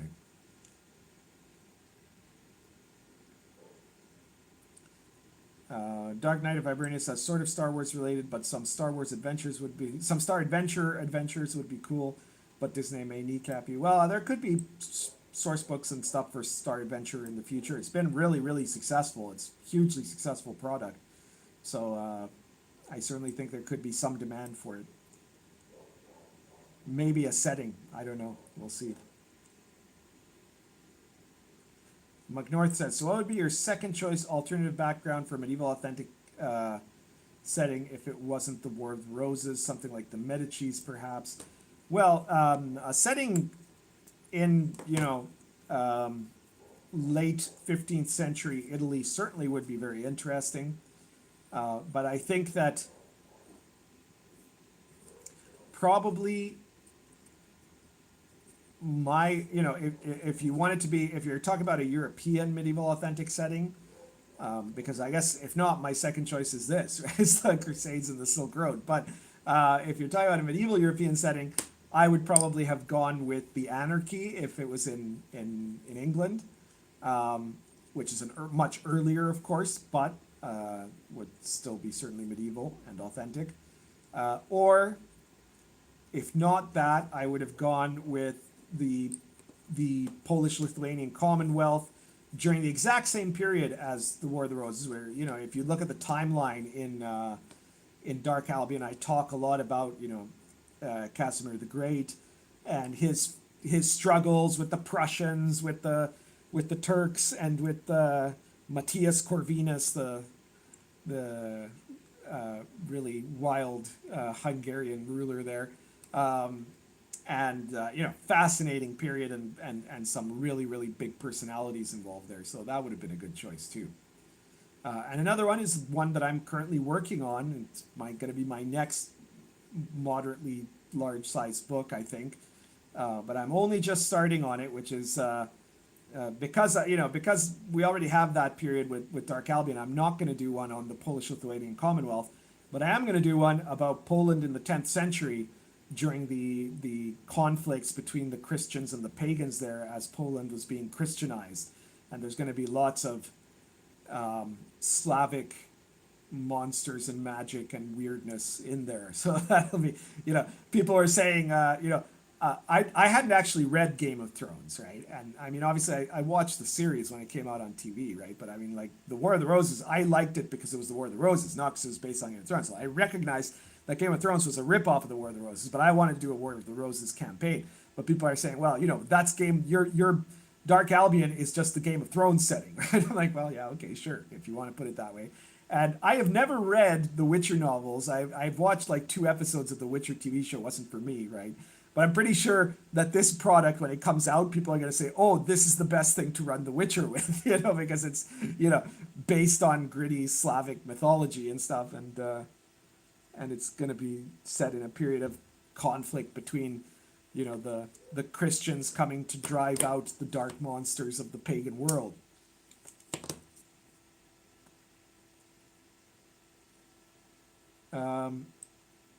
Charlotte Williams says, what is your favorite D&D setting? Well, if you're talking about a canonical TSR setting, my favorite canonical TSR setting is Mystara.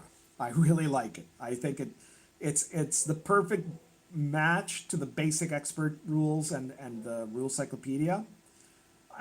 It has enormous depth, but it doesn't take itself super seriously the way the Forgotten Realms does.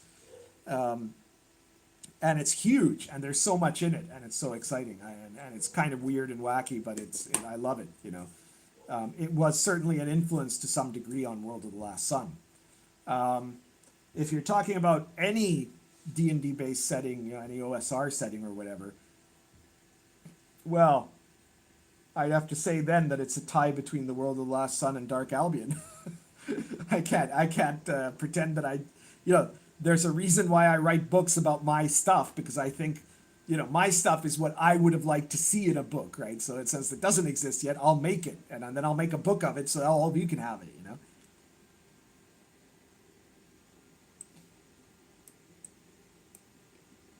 Joel Karowski says, Pundit, when are we going to see the Inevitable Commonwealth book? Well, like I was just saying, I might do one way down the line, but I'm not going to do it right now because it's too close and, to Dark Albion. But what you are going to see probably next year is a book that will be set in the Christianization of Poland, the Piast dynasty Poland, the first kingdom of Poland. It's going to be set in 1025. And it's going to be wild. It's just so interesting, that period, because it's like, that's that at that time and in that place, it's like a place that is in the cusp between the Dark Ages and the Middle Ages, and that makes it super interesting. Dark Knight says, Pundit for Carnadia.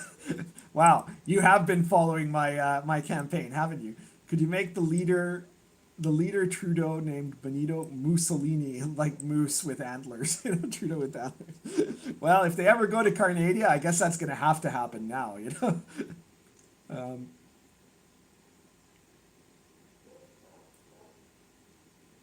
Dark Knight says, Hussites, Jagiello, Dracula. Yeah. Well, I mean, exactly. Casimir the Great, Matthias Corvinus, Vlad Tepes all existed at the same time. They're all doing their stuff all at the same time, and it was quite remarkable.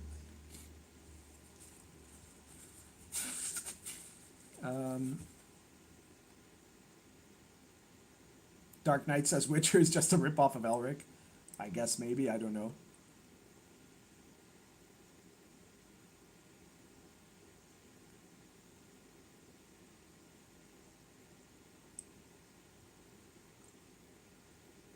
Malachi says, damn, I should have expected that. Mystara's definitely an influence on my world building. Yep. It's really great. All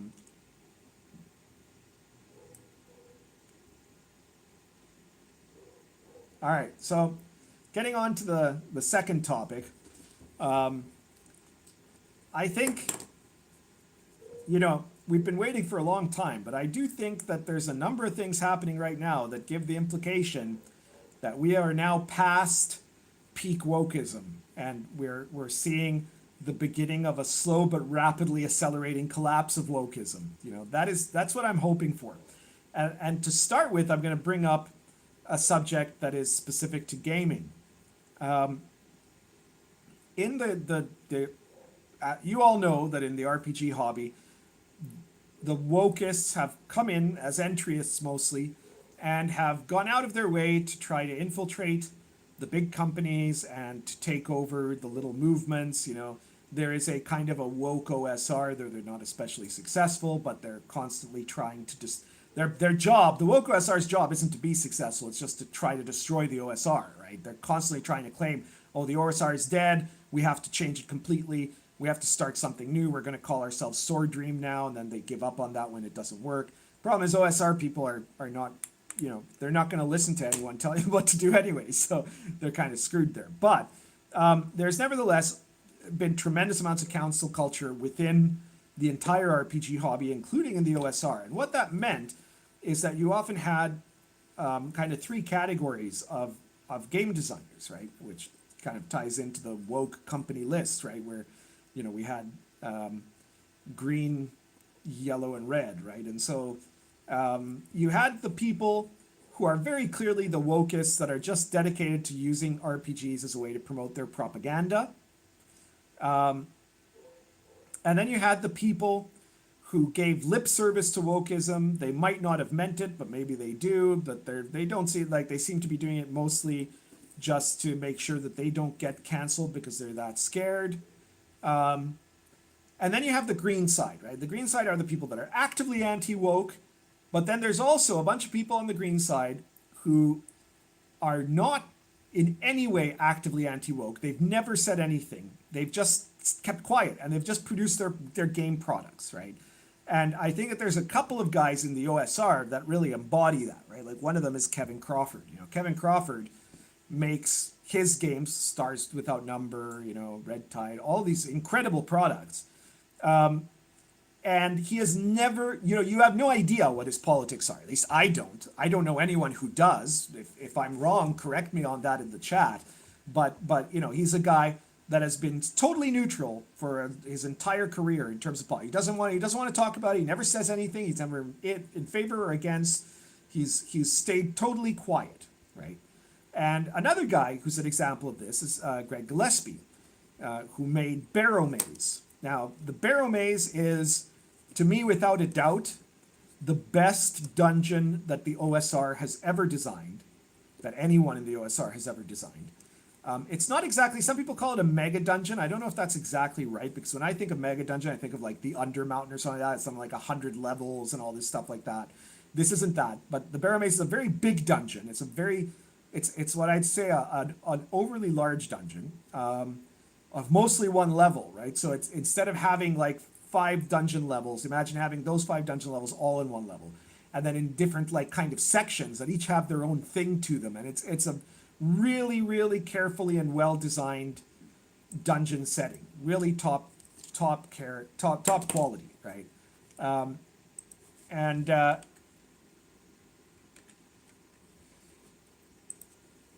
It has been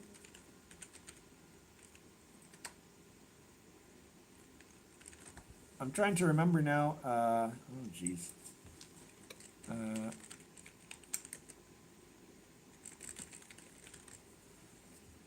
Oh, yes. And so Greg Gillespie has been one of these guys. You had no idea what his politics were. He never said anything about it. He produced the best dungeon in the OSR, maybe one of the best dungeons ever, and there was nothing about it, right? And now he's gone and he's made another product. He's just done a successful Kickstarter, I believe, that is meant to be both usable with OSR and 5th edition. It was backed with something like $80,000 or something like that. So quite successful. Ended this month, and it's called the Duero Deep. Kind of similar to Barrow Maze, I guess. And again, there was nothing there that was meant to be in any way indicative of any kind of a political message, right? And then some OSR people, obviously pissed off, OSR woke is pissed off that he made that much money while they're like putting together these shitty projects on itch.io that make pennies, right?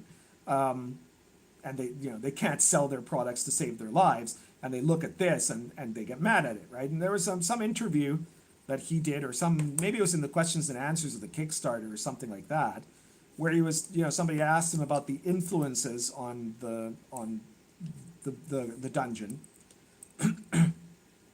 And he said something totally innocuous. He said that, you know, the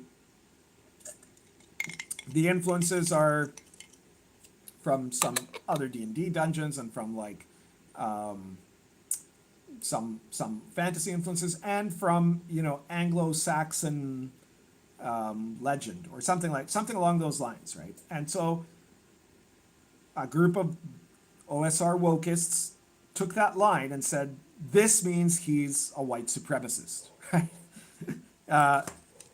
Greg Gillespie said the words Anglo-Saxon, and that's it. That's a dog whistle, right? It means he's secretly in the KKK or something like it's just insane. You know, they were saying there's no such thing as Anglo-Saxon culture, and anyone who says that there is obviously a bigot and a racist, right? And they were like, you know, this is him trying to impose white supremacy on the hobby and all this stuff. And they started this whole movement to cancel Greg Gillespie based on the fact that he said the word Anglo-Saxon. And that was it. That was the only thing he did, right? And Greg Gillespie, a guy who, again, has been around since, what is it? When was Barrel Maze made? In like before 2010? I don't know. I don't remember the exact date, but I'm pretty sure it's, I mean, it's quite old, right? And let me see what it says here. Well, the Drivethru complete Barrel Maze was in 2014, so it was before then. I mean, the early Barrel Maze was before then. He'd never said anything political in his life, and they said all this, and at that moment, Greg Gillespie decided he had no fucks left to give, and he just came out and said, you know what, screw you guys, right? And he basically suddenly had the balls to come out and speak very publicly against the woke insanity.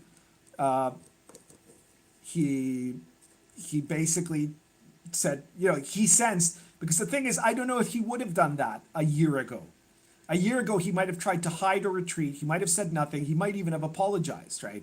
But now, the sense is the tide is turning, right? We can see this in the culture, right? There's so much anti-wokeism because the woke people went too far. And ironically, it didn't start, I mean, you could say, oh yeah, well, gaming has been providing a great, powerful defense, you know, against wokeism for many years. There's been people that have been fighting against terrible opposition and great institutional powers in gaming. But it wasn't gaming, sorry guys, it wasn't gaming that has turned the tide. It's soccer moms who turned the tide, right? It happened, the wokists went too far when they went after people's kids in the school boards, right? And in the curriculum. And now suddenly there is a massive backlash going on, certainly in the United States, but also in other parts of the world.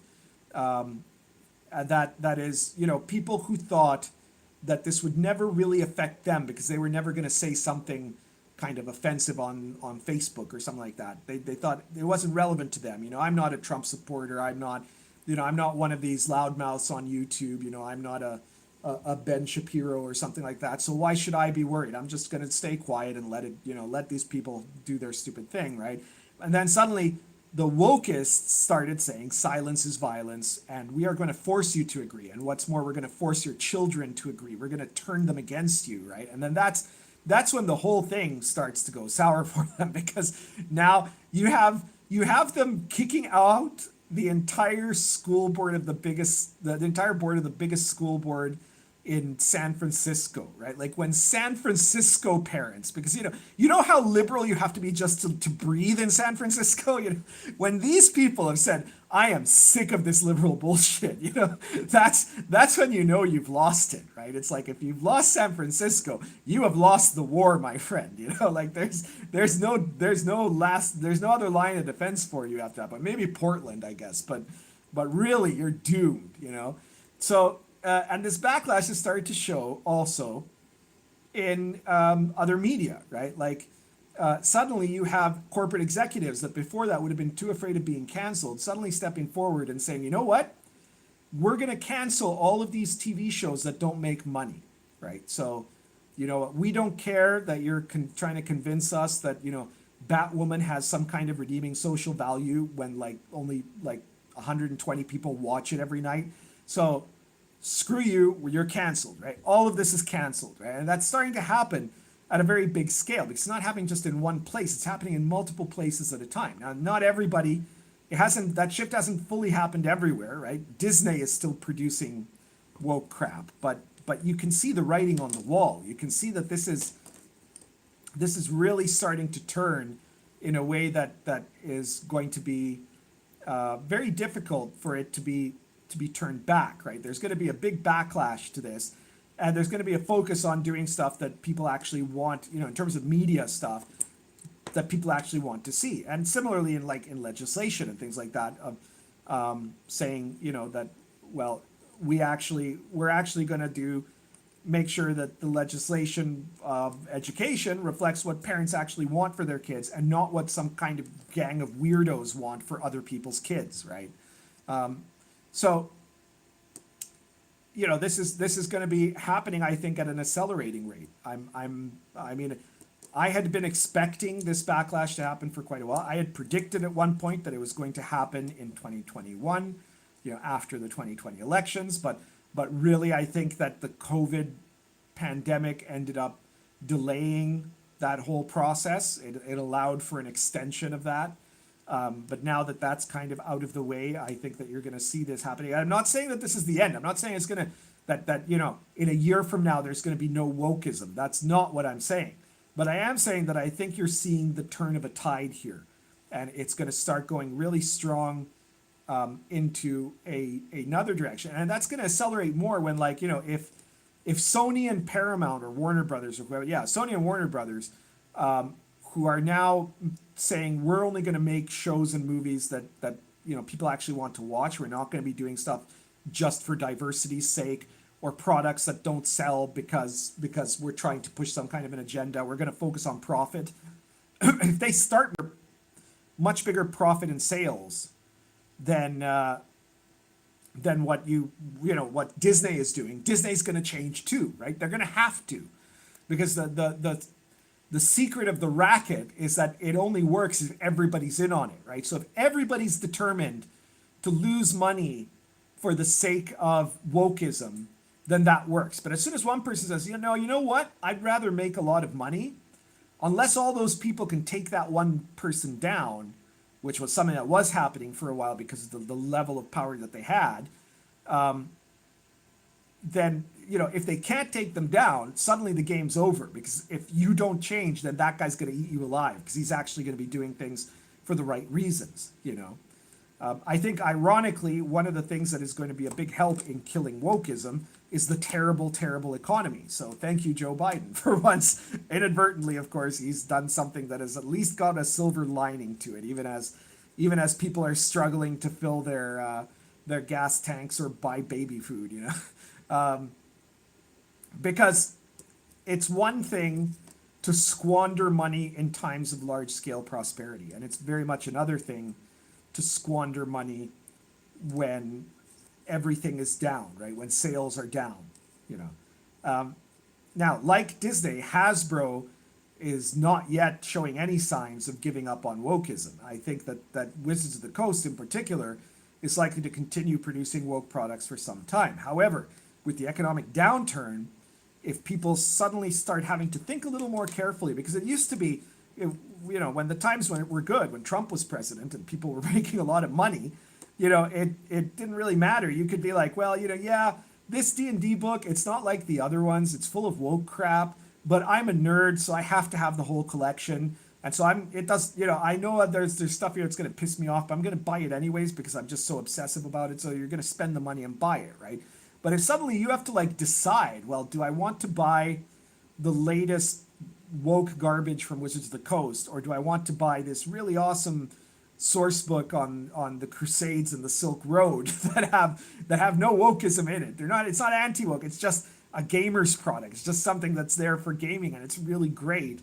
Maybe I'll buy this one because I'm actually going to like it more and use it more than the product that Wizards is going to create that I would have bought just to be completist back when I had enough money to buy both, but I don't now because of Biden. So now I'm going to have to I'm going to have to make a choice, right? And the choice you're going to choose is the better product, whatever it is, right? I think most people, if they're aware of an alternative, are going to pick the alternative that's actually going to be the one that will be more useful to them rather than the one that's more woke. So yeah, that's my argument. And I think the Greg Gillespie shift, the shift of Mr. Normie, who just didn't want to make, he didn't want to make waves or anything. But suddenly when they're not giving you a choice, when they're saying silence is violence, or they're forcing to attack you, they're attacking you for using a completely innocuous word. Suddenly you realize, I'm sick of this, and you're going to, something snaps in you and you're going to go off. And they've done that so much now that everyone is against them, and the backlash is coming, TikTok nonsense was a wake-up call, says Judge Goswick. I think you're right. Malachi says, don't forget a soccer mom started the Satanic Panic. Yeah, well, soccer moms are very powerful. You can't deny that, right? And so the thing is, when they're afraid for their kids, they can do terrible good or terrible evil. You got to watch out for the soccer moms. But when if you direct them to the good path, then they can be tremendously useful. When you have maniacs that want to destroy society, the people with kids are the people that have a vested interest in society not being destroyed, especially if it looks like, it'll take a few decades to destroy society. You don't have kids, you're like, well, I'll be dead by then. So, I'm not going to cause a fuss and make my life worse now. Right. But if you're like thinking about, well, what will life be like for your kids? And, if these people get their hands on your kids, will you ever have grandkids? Probably not. Your kids won't even be allowed to eat meat, so how will they produce grandkids if they're not meat eaters? It's just science, man. Anyway, but yeah, that's the situation, right? Dark Knight says, we're an empire in decline, Rome is falling, the barbarians at the gates. No, the barbarians are not the problem. The barbarians are always what happens after it's too late, right? Like, the problem isn't the barbarians, it's a complete collapse of any sense of duty in the part of the ruling class for the nation, right? That's the problem. It's that the people in power, the establishment, they were always in it for their self-interest, right? Don't get me wrong. Like the establishment in 1900 or the establishment in 1950, they were always in it for themselves to some degree. But the thing was that for most of Western history, their self-interest was linked to the best interest of the nation as a whole, right? So that was the crucial element, right? Like if your culture and your society and your nation would be better by you taking care of it and you doing the things that were necessary for it to be better, and that would make you richer and you better and you more successful and you more respected, then that was a cycle that worked, right? But we have had for, close to the last, well, certainly for the last 70 years, an ever-increasing separation of that in the ruling class, where the ruling class don't consider themselves even a part of the nation or of a specific society. They think of themselves as citizens of the world, right? They're not people from somewhere, they're people from nowhere, right? And they therefore have not only no ties and no sense of duty, they have, on the contrary, a vested interest in the nation being weakened for their own profit, and that's where you've got the problem. Dark Knight says, Disney doesn't do this because they're too big to fail until they aren't. Yeah, well, check out Florida. They were like, well, what's he gonna do? Take away our special status where we're a medieval fiefdom in this little city that we have? Yes, that's exactly what I'm going to do, said DeSantis. And they thought he'd never do it because they didn't understand that, this is not the establishment right Republican Party of the past, right? This is now suddenly people who have a duty to their state, right? They care more about that than about pleasing Disney, right? And so they're gonna do what's necessary. That's what we need. We need a total re-infiltration of the establishment. We need to have Gramscian conservatism, right? The same long march through the establishment that the left did.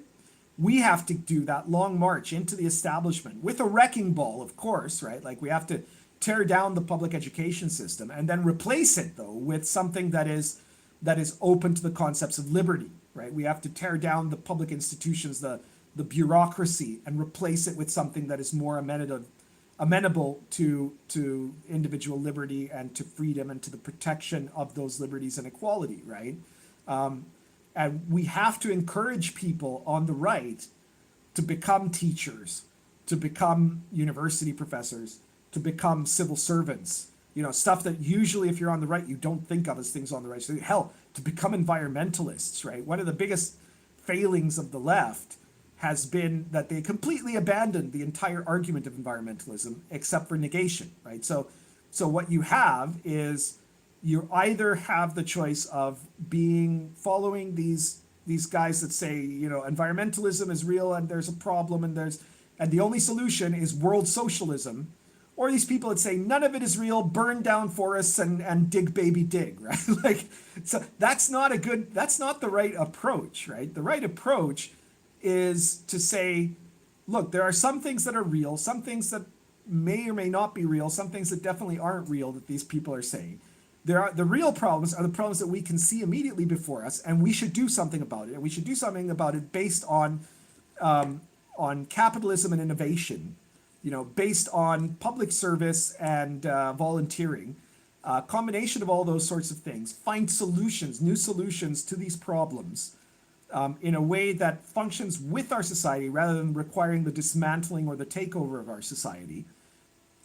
And suddenly you're the sane option, and they're the insane people that want world socialism for no good reason, right? Like, that's the way to do it.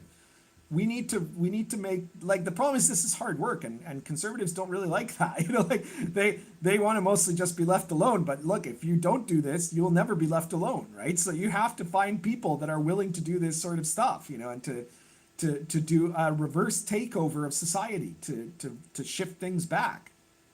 Because otherwise they're always going to keep manipulating the culture. So they'll lose this time because they went too far, but they'll stay there simmering like they did in the early 90s. Political correctness was a thing then. They pushed it too far, but and so they lost the argument. But in the process they took over the entire university system, and that didn't go away. That just stayed, and then they bided their time until the next round. So if you don't want to keep losing, you have to take over the institutions and hold them, or reformat them completely. Dark Knight of Hibernia says Virgin 5e versus Chad, Lion, and Dragon. Thank you.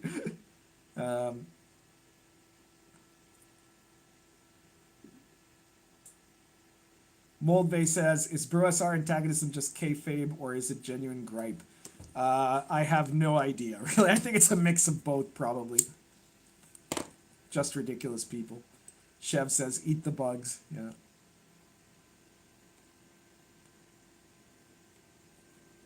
I mean, and we know that this can be done, what I'm talking about, because there are places where it is being done, most notably in Poland and Hungary, right? And you can see the vitriol, the vicious bile that the left, the global left has for those countries. But they're getting it done, and you could do it too, like you could do it in America, In Uruguay, I was just telling you guys how awesome President Lacalle is. It's incredible. He needs much better marketing because he should be a global hero of conservatism, right? He was the one guy that took the stance for liberty at the level of nation statehood, during the pandemic. And along the way, he took the time to pass this enormous omnibus bill with like hundreds of amendments that are meant to, and I don't think it goes far enough, but it's a great start, right? They're meant to like fix all of this socialist bullshit that had been integrated into the Uruguayan legal system. He got that bill passed. The socialists forced a referendum on it, and the referendum lost, right? So it stayed on. The law is the law now, and he just keeps winning, and it's just hilarious.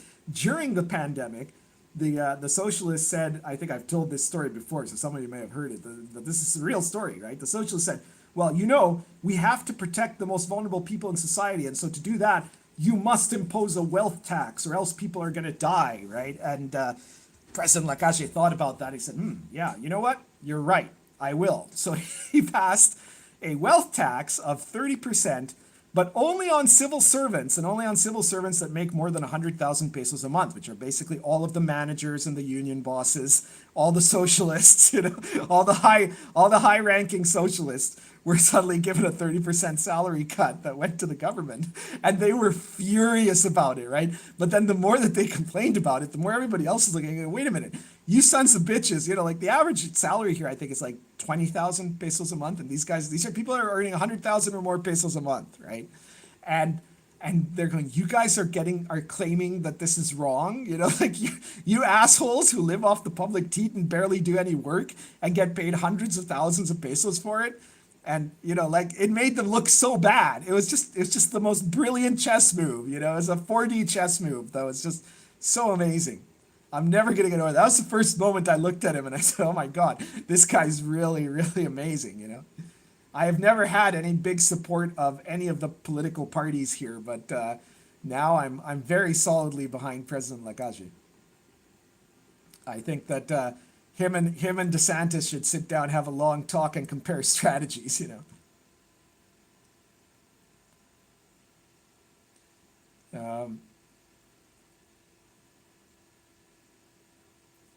Pat T says, this speaker is named Pundit. He understands table games because he appreciates them.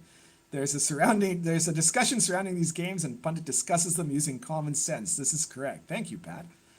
Very nice of you.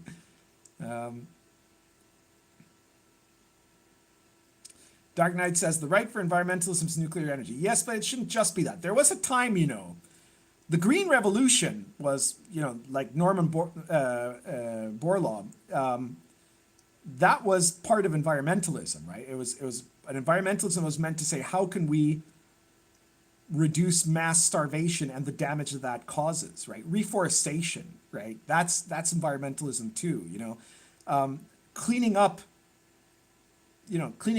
toxic garbage that gets dumped in places, right? Like we need to design a way to get rid of all the plastic in the ocean. That's a real thing, right? These should all be causes that the right is able to provide better answers for than the left, because the left's answer is always socialism, right? It's always, well, you got to let us take over.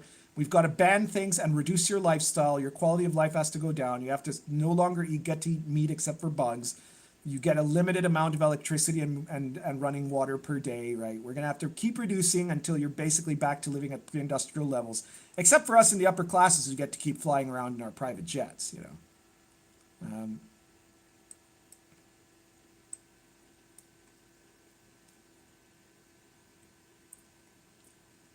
Chev says, it's harder for South American political figures to gain international acclaim. Well, yes and no.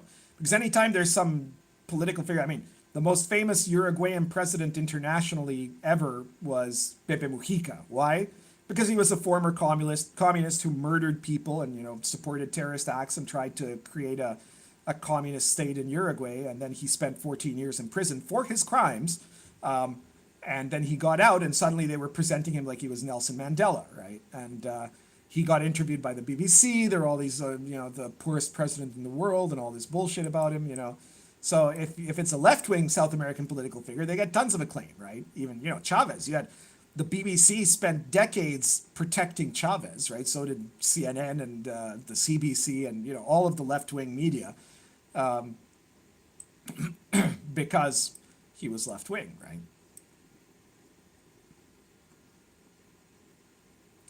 Jagger says, have they fired the people who greenlit all that trash? If not, they're just putting off the inevitable. Well, I'm pretty sure there's a bunch of people on Netflix that were part of that are no longer there anymore. I'm also, especially after the Dave Chappelle thing and now the Ricky Gervais thing, we know that there's a ton of people leaving from Twitter and more that will be forced to leave once Elon takes over. So there's a lot of good signs there. I'm very hopeful about things right now.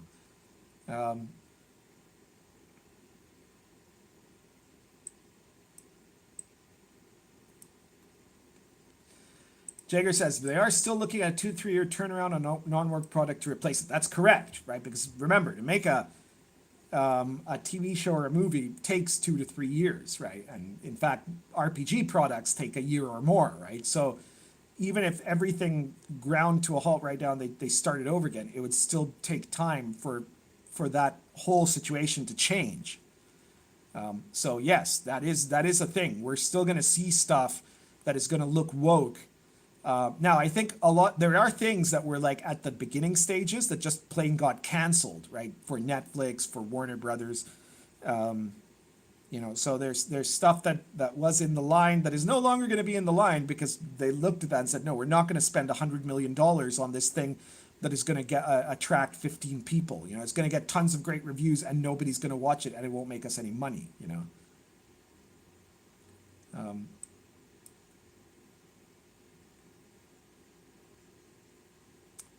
So yeah, it is gonna come along. Then the firings are gonna happen. Because people, if people are gonna start having to make products that make money, they have to have talent for that, right? They can't just do the same thing over and over again, which, oh, this is a show of a strong, proud black woman hero, and that's it. That's the story. She's a strong, proud black woman hero. We don't need to do anything else because, it doesn't matter. All that matters is the diversity, right? So that's a real easy story to tell, right? If you suddenly have to actually come up with something better than that, these people don't have the talent to do it. We know this, right? We know this. We know that the woke OSR game designers can't produce anything of value. Their biggest product supposedly is Troika, which is just a ripoff of Fighting Fantasy, right? It's literally the Fighting Fantasy rules, and they've just added a bunch of diversity bullshit to it. That's it. That's their game. So there's and it's not really even OSR. So there you are.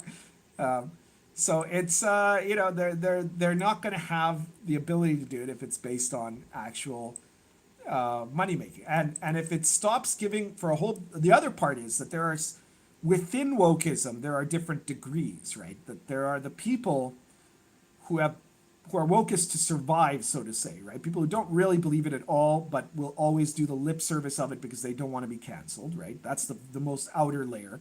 The middle layer are people who are doing wokeism because they want to be socially popular, because they think that is the thing, right? That's the current thing, and I need to do this in order to be liked and to be praised, right? And that's their reasoning. And then there's the people who really believe in the ideology, right? And they're a much smaller minority within wokeism itself, right?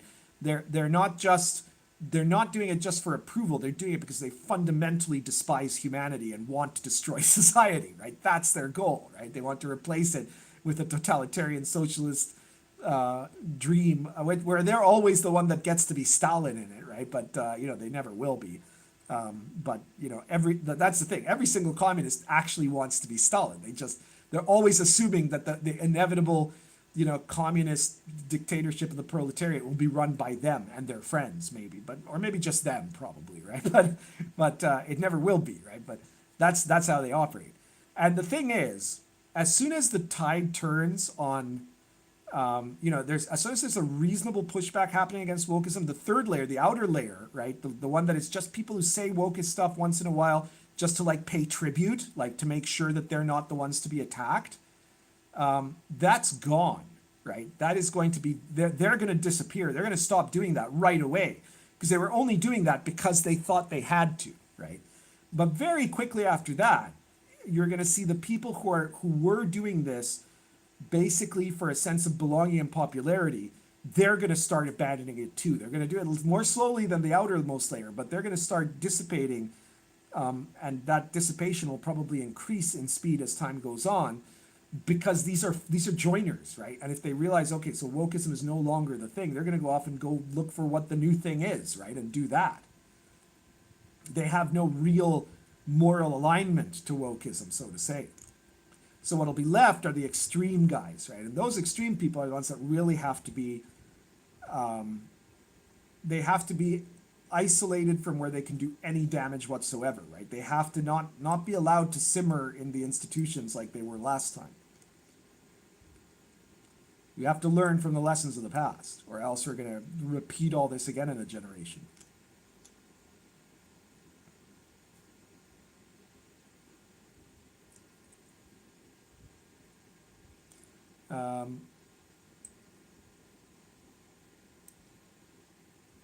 Yeah, Chev says they either want to be Stalin or they want to lead feminist dance classes in community gardens.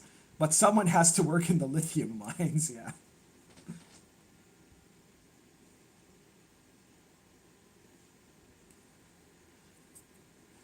Malachi Mercury Music says the issue with Netflix are two CEOs and they're on opposite sides. Maybe, yeah, but you know, I think that no, I think that's going to turn around because the problem is nothing succeeds like success, right? And wokeism by definition does not succeed. It tries to redefine the qualifications of success, right? Our comic only sold 900 copies, but it got like 5 really amazing reviews in left-wing websites that only the same 300 people look at, right? But it's been retweeted a lot by those people and their bots, you know. So that's success. We lost thousands of dollars, but that's success, right? That's how they define it. But that doesn't really work within the corporate structure, right? Like the capitalist system can only handle that again in times of extreme prosperity, and when everybody is doing it.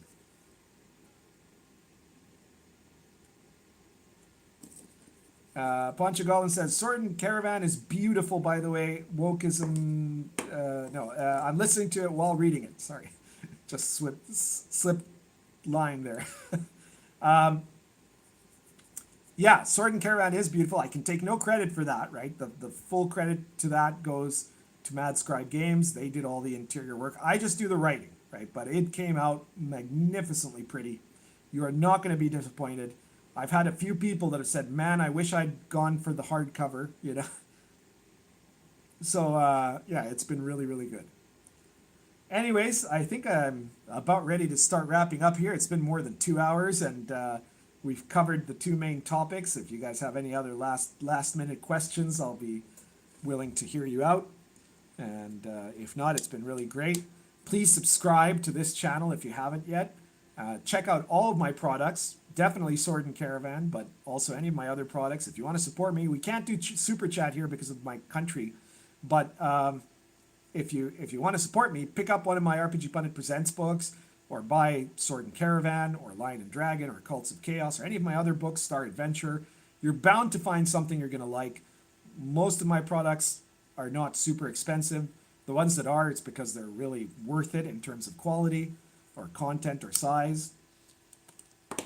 And yeah, that's the way that you can support me. Be sure to like the video and share this video anywhere that you think people will find it interesting or where it'll piss them off. I don't care. Charles Smith says, thanks for the stream, Pundit. Congrats on your continued body of work and growing player base. Thank you very much. John Cossack says, Uruguay is afraid Pundit is going to become a Steam thought. Well, I don't think that'll happen. There's already something for that, and it's called Grim Jim.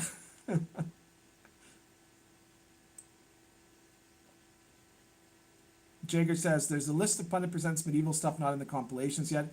Jager, with Pundit Presents with the medieval stuff, it's very easy actually, because the Old School Companion 1 is all of the material that isn't adventures, that is medieval authentic from issue 1 to issue 50 basically. And then the Old School Companion 2 is all the adventures, right? All the published adventures so far. So the stuff that is not yet in those 2 compilations are the things that are medieval authentic, non-adventures from like 51 plus basically. I think that's right. I think it's from 51 plus. Trying to remember if there was anything in the early 50s that might have been included, but I don't think so. Let me just double check that.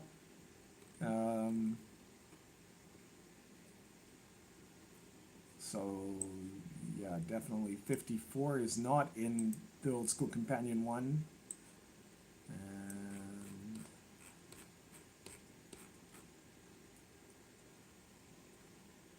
Yeah, that's right. So the last thing, I'm pretty sure the last thing that was in it was the Archer class. Because after that, we're already into Medieval College Adventures is not in there.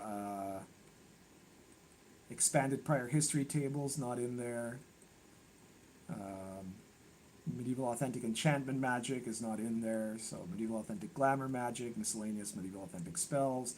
Yeah, so all of those, everything from 51 onwards that is medieval authentic and not an adventure is not in the old school companions. Oda Manjiro says, guess I better go buy Sword and Caravan. Yes, please do. And tell your friends about it. Share it, please. Share the, well, don't share the book. Share the news.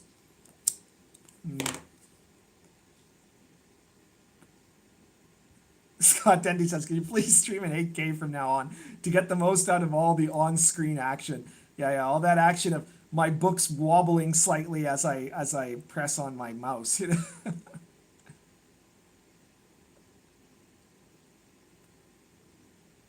Jager says, can I just tick off with the table of contents? I'm not sure what you mean.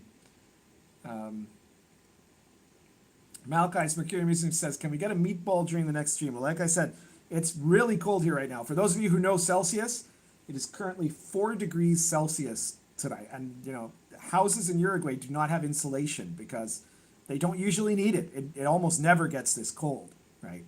Even in winter. And winter is short here usually. Normally we wouldn't be in winter yet, right? It's normally the real winter period starts, you know, it starts at the end of June and lasts until the middle of September, end of September maybe. But like the peak period of winter here is really just a few weeks between July and August, you know, like that's when it's particularly cold, and it rarely gets to even 5 degrees in that period of time. So we're on the way. We've already had several record lows so far. So unless there's a big shift in the later part of the year or the later part of the season, we're looking at what might be the coldest winter in 20 years at least, right? So it's going to be a little bit scary. But yeah, Meatball, who's, you know, she's an old lady now, so she's hiding on my lap under the blanket, not over the blanket, so she's like completely covered up and as warm as she can get, you know. Charlotte Williams says, are you going to be streaming more often? Well, I do, you know, I have inappropriate characters, and that often occupies my kind of streaming slot, if you will. But I'll definitely do a 6,000 subscriber live stream, and based on how these things usually go, there's a good chance, unless somehow I taper off now, that'll happen sooner than, you know, I think it was 8 months from when I got 4,000 to when I got to 5,000. So with a bit of luck, the next one will be shorter than that, and it'll keep being shorter. Like, I don't mind doing these live streams, but it's just a question of scheduling them that sometimes is a little bit trickier. The thing about videos, I can record a video whenever I want, then upload it. It's a lot less work, right? And it's only like 20 minutes versus now almost 2.5 hours. So, yeah. Bob Benob says, are you a citizen of Uruguay? I am a citizen of Uruguay, yes.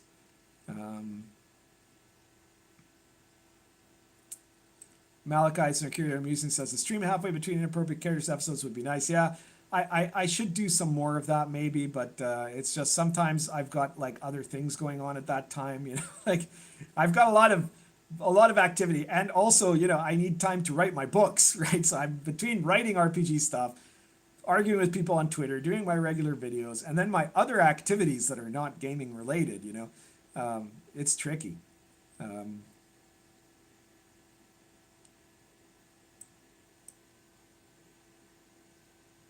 Moldvay Inc. says, I have the link and tried to post it in the chat. The link to what?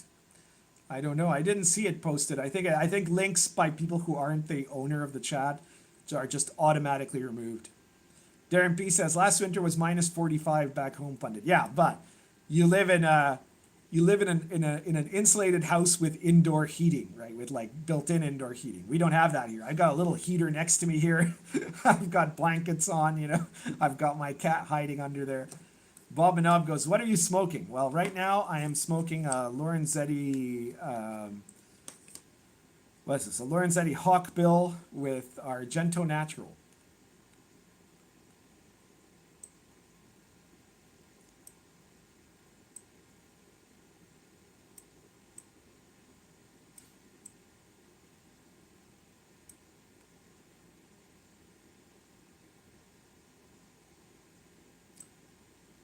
Dark Knight says, Positark versus Mussolini. That's a Last Son joke there. Malachi says, what are you drinking? I hear ice clinking in a glass. This is not, no, it's not a fine alcohol. This is iced coffee, because I am Canadian after all, so even when it's freezing, I drink iced coffee. Canadians are weird that way. Minus 45 weather, people are drinking iced cappuccinos.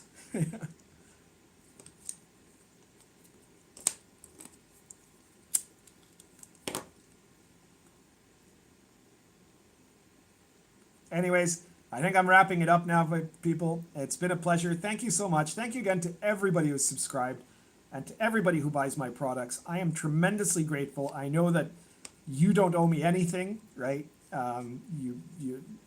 So the fact that you're subscribing, the fact that you're buying my books, I'm tremendously grateful for that. I'm happy that you find value in it and continue to find value in it. I'm really glad that that's... you know, unlike certain other groups, I want gamers to be happy with my products. I never want to make something that is meant to piss off actual gamers, you know. And I'm very glad that I've found such a big audience, you know. It's really amazing. So thank all of you. And all right, I guess we will see you next time. Remember, this Sunday, if you want more live streaming, this Sunday, Inappropriate Characters. It's me, Job, and the Basic Expert, who is our special guest host for the evening. Don't know what the topics will be yet, but I'm sure they're going to be interesting. So stay tuned for that. And I guess that's everything. Like I said, currently smoking Lorenzetti Hawkbill plus Argento Natural. And thank you very much.